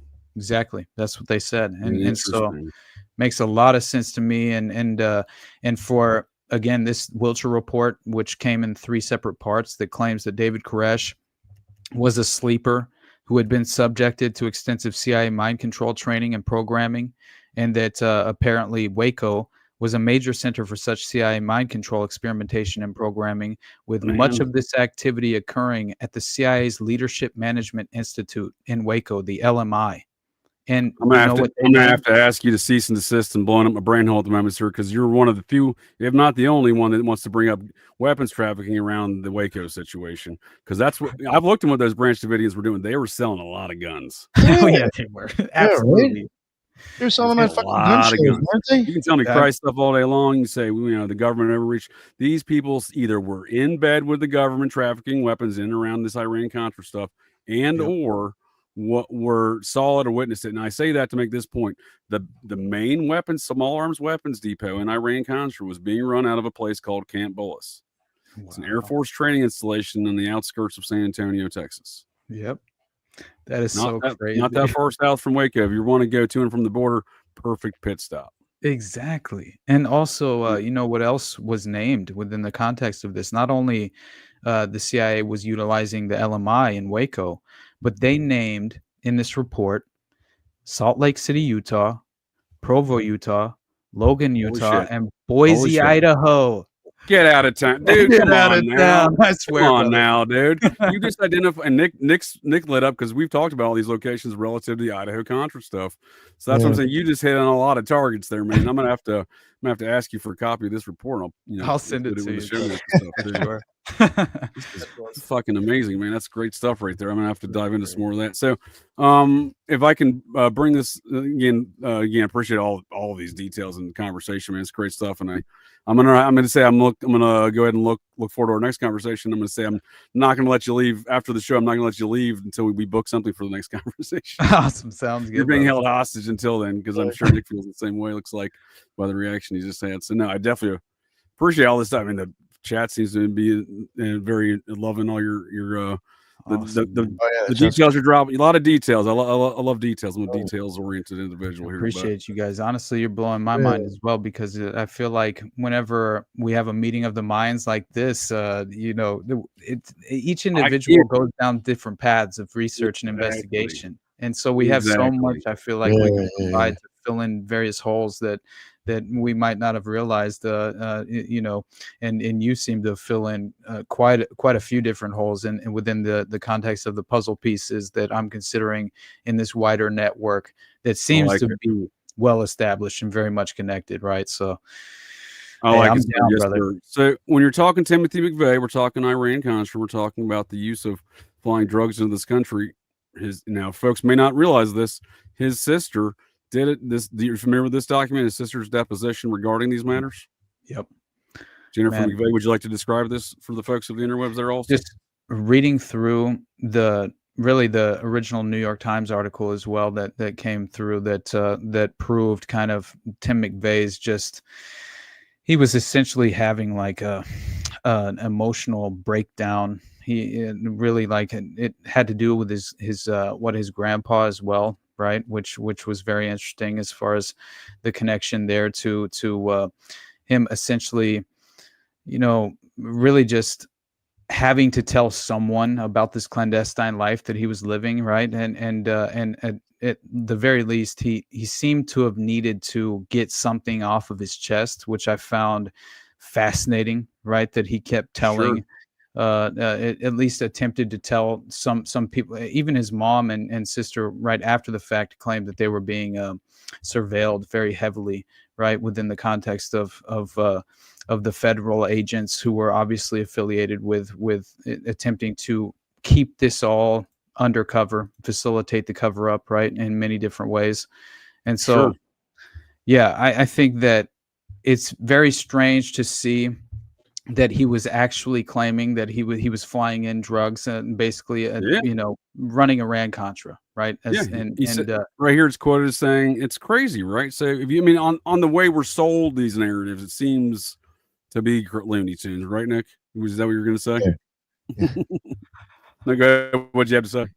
Oh, nothing. No, I was actually just sitting up to.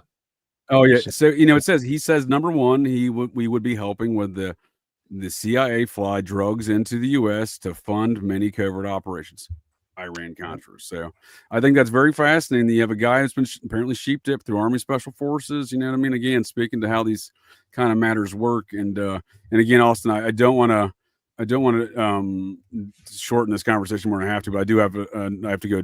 I have another show. I have other things I need to tend to here over speaking of Idaho stuff. I like to recommend folks going to check out Kane B's The Purge. I was over there earlier today providing my Idaho 4 weekly dissertations and going back over here this evening. But I would like to put the pin in this subject right here for our next conversation, if you will, sir, before we have some closing remarks and whatnot. But have you heard the name Edward Wayne Edwards? I don't think I have, honestly. I'm not sure. He's perhaps the most prolific serial killer you've never heard of. And apparently many people may never hear of, because the private detective, or the former homicide detective who wrote that book and had that website there, Cold Case Cameron, apparently the website's now down. But here on the web archives, I'll leave a link. you will find he's done a whole study on this serial killer's background.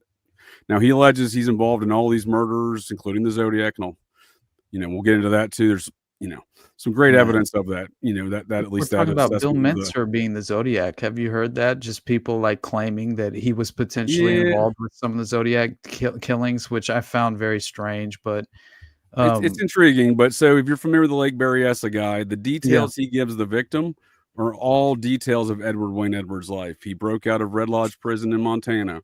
There was a prison guard murdered. He stole a car. He drove to Mexico. That's August of 1969, when in reality, that's when this guy in the hooded mask tells the victims of Lake Berryessa, one survives, right?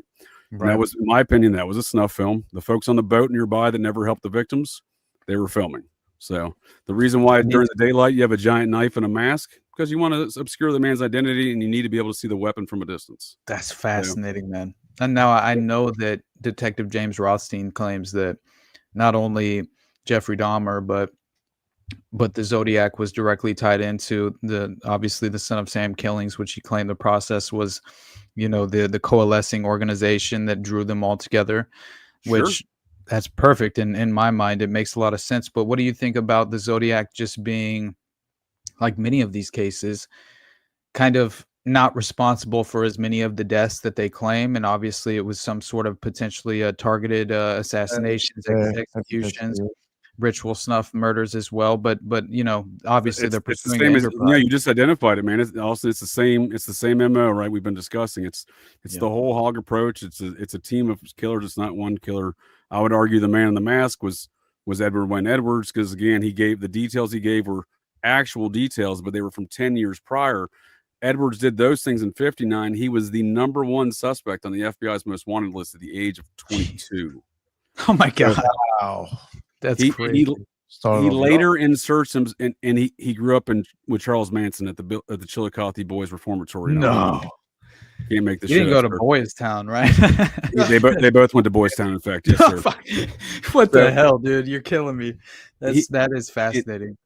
During the Atlanta child killings, and I give John Cameron he takes a lot of flack. He did a Paramount Plus series with Edward Wayne Edwards' grandson, and and again, he may have overstepped some of his theories with John Benet Ramsey and everything else that he accuses Edwards involved, but I think he nails it, because Edwards is like a general in that hand of death cult you were referring to, right?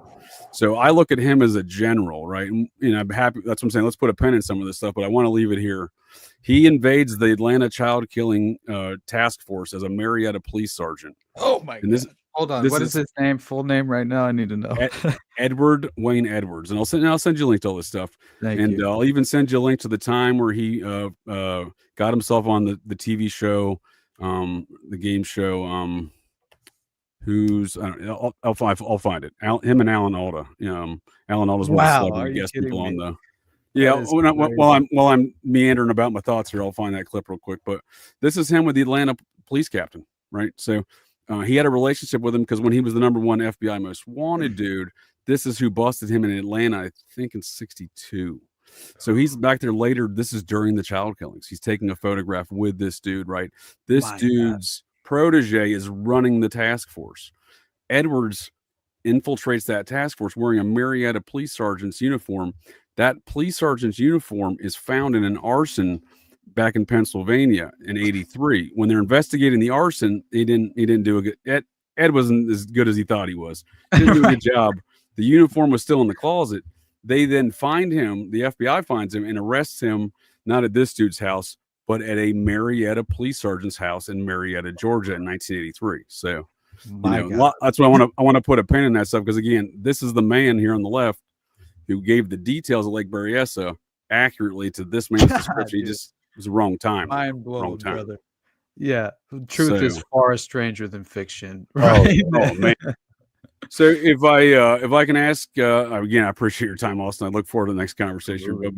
But this conversation was fantastic, and Nick, as always, I appreciate your insights and time. And these ideas of mashing together some of these occult practices were seemingly strange to me, but I think Nick has a much better understanding. I think along these lines of Thelema, to understand that may maybe more practical within some of their boundaries as far as incorporating the Buddhism and the Christian stuff. So yeah, for sure. The Buddhism, great insight.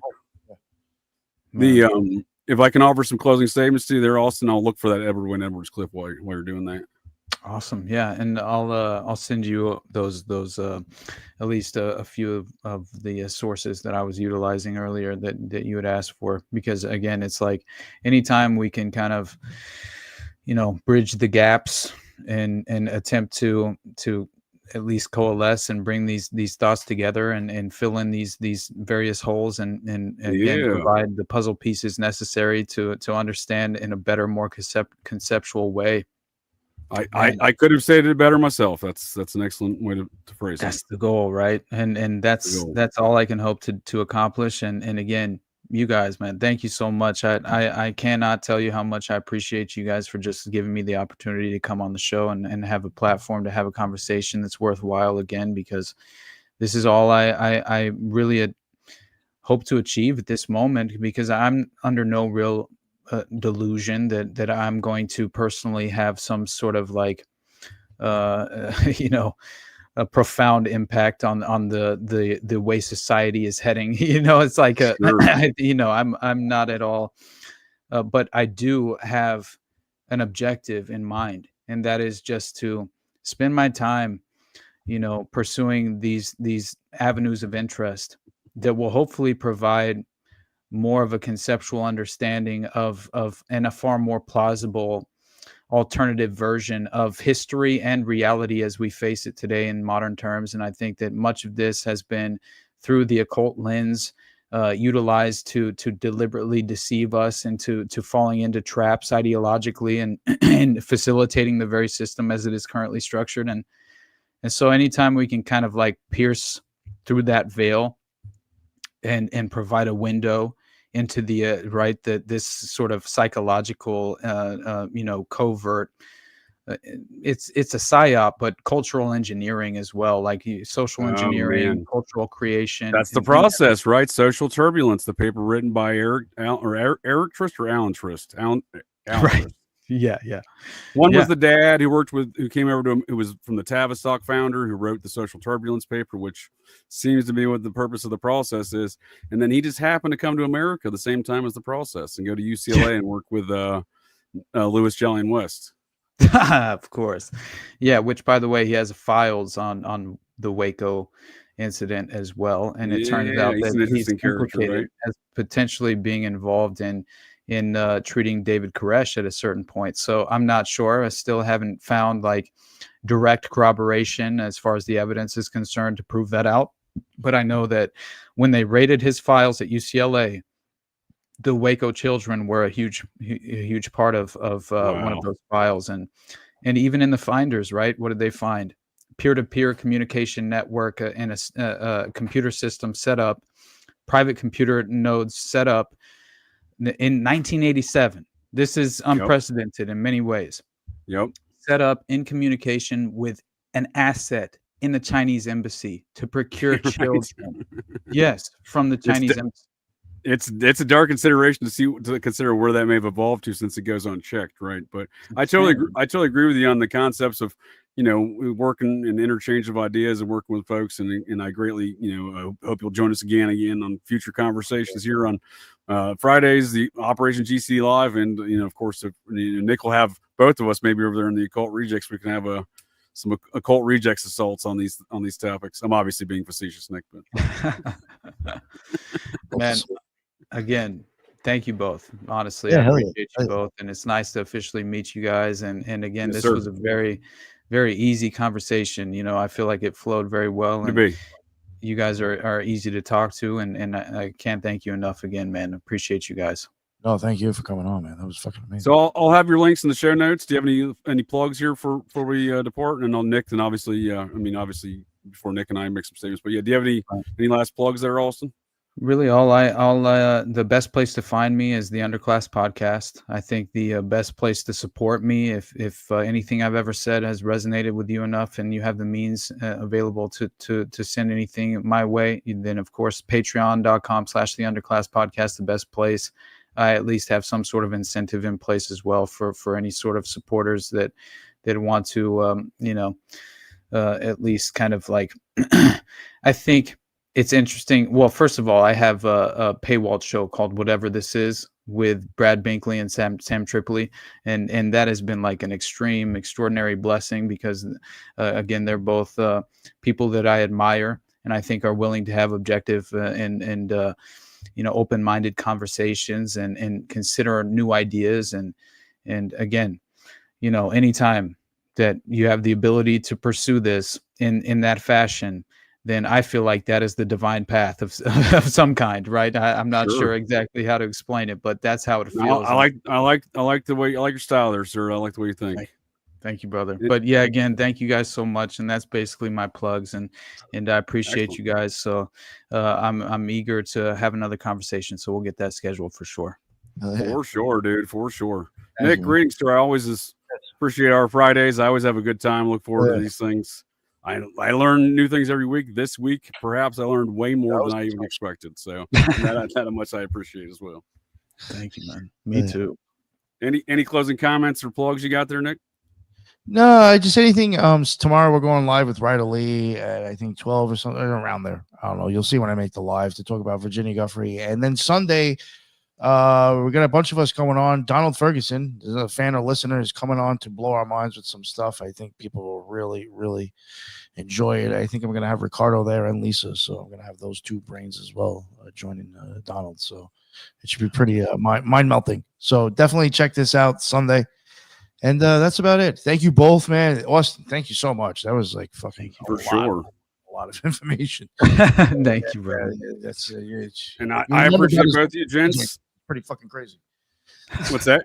I said you remember him, but just as much as JJ does. That's pretty fucking crazy. I like the details, friend. I like the details, and I appreciate both your gents' time and conversation, and the folks of the interwebs as well. And I just have a quick parting words, and that is check out Operation GCD Sundays this Sunday at 8 p.m. Eastern Time. Oh, that's next Sunday. This Sunday at 8 p.m. Eastern Time on my Patreon. On links in the show notes here. The Curse of Robert the Doll. I mean, I guess technically I call this the Curse of Buffalo Jared Revisa, but this is far more targeted and far less mystical, but equally as scary. So, and where we'll pick up on the next one there, Austin, is Edward Wayne Edwards. And let me just show you this brief clip. Let's see it. Of his appearance in 1972 on the game show To Tell the Truth.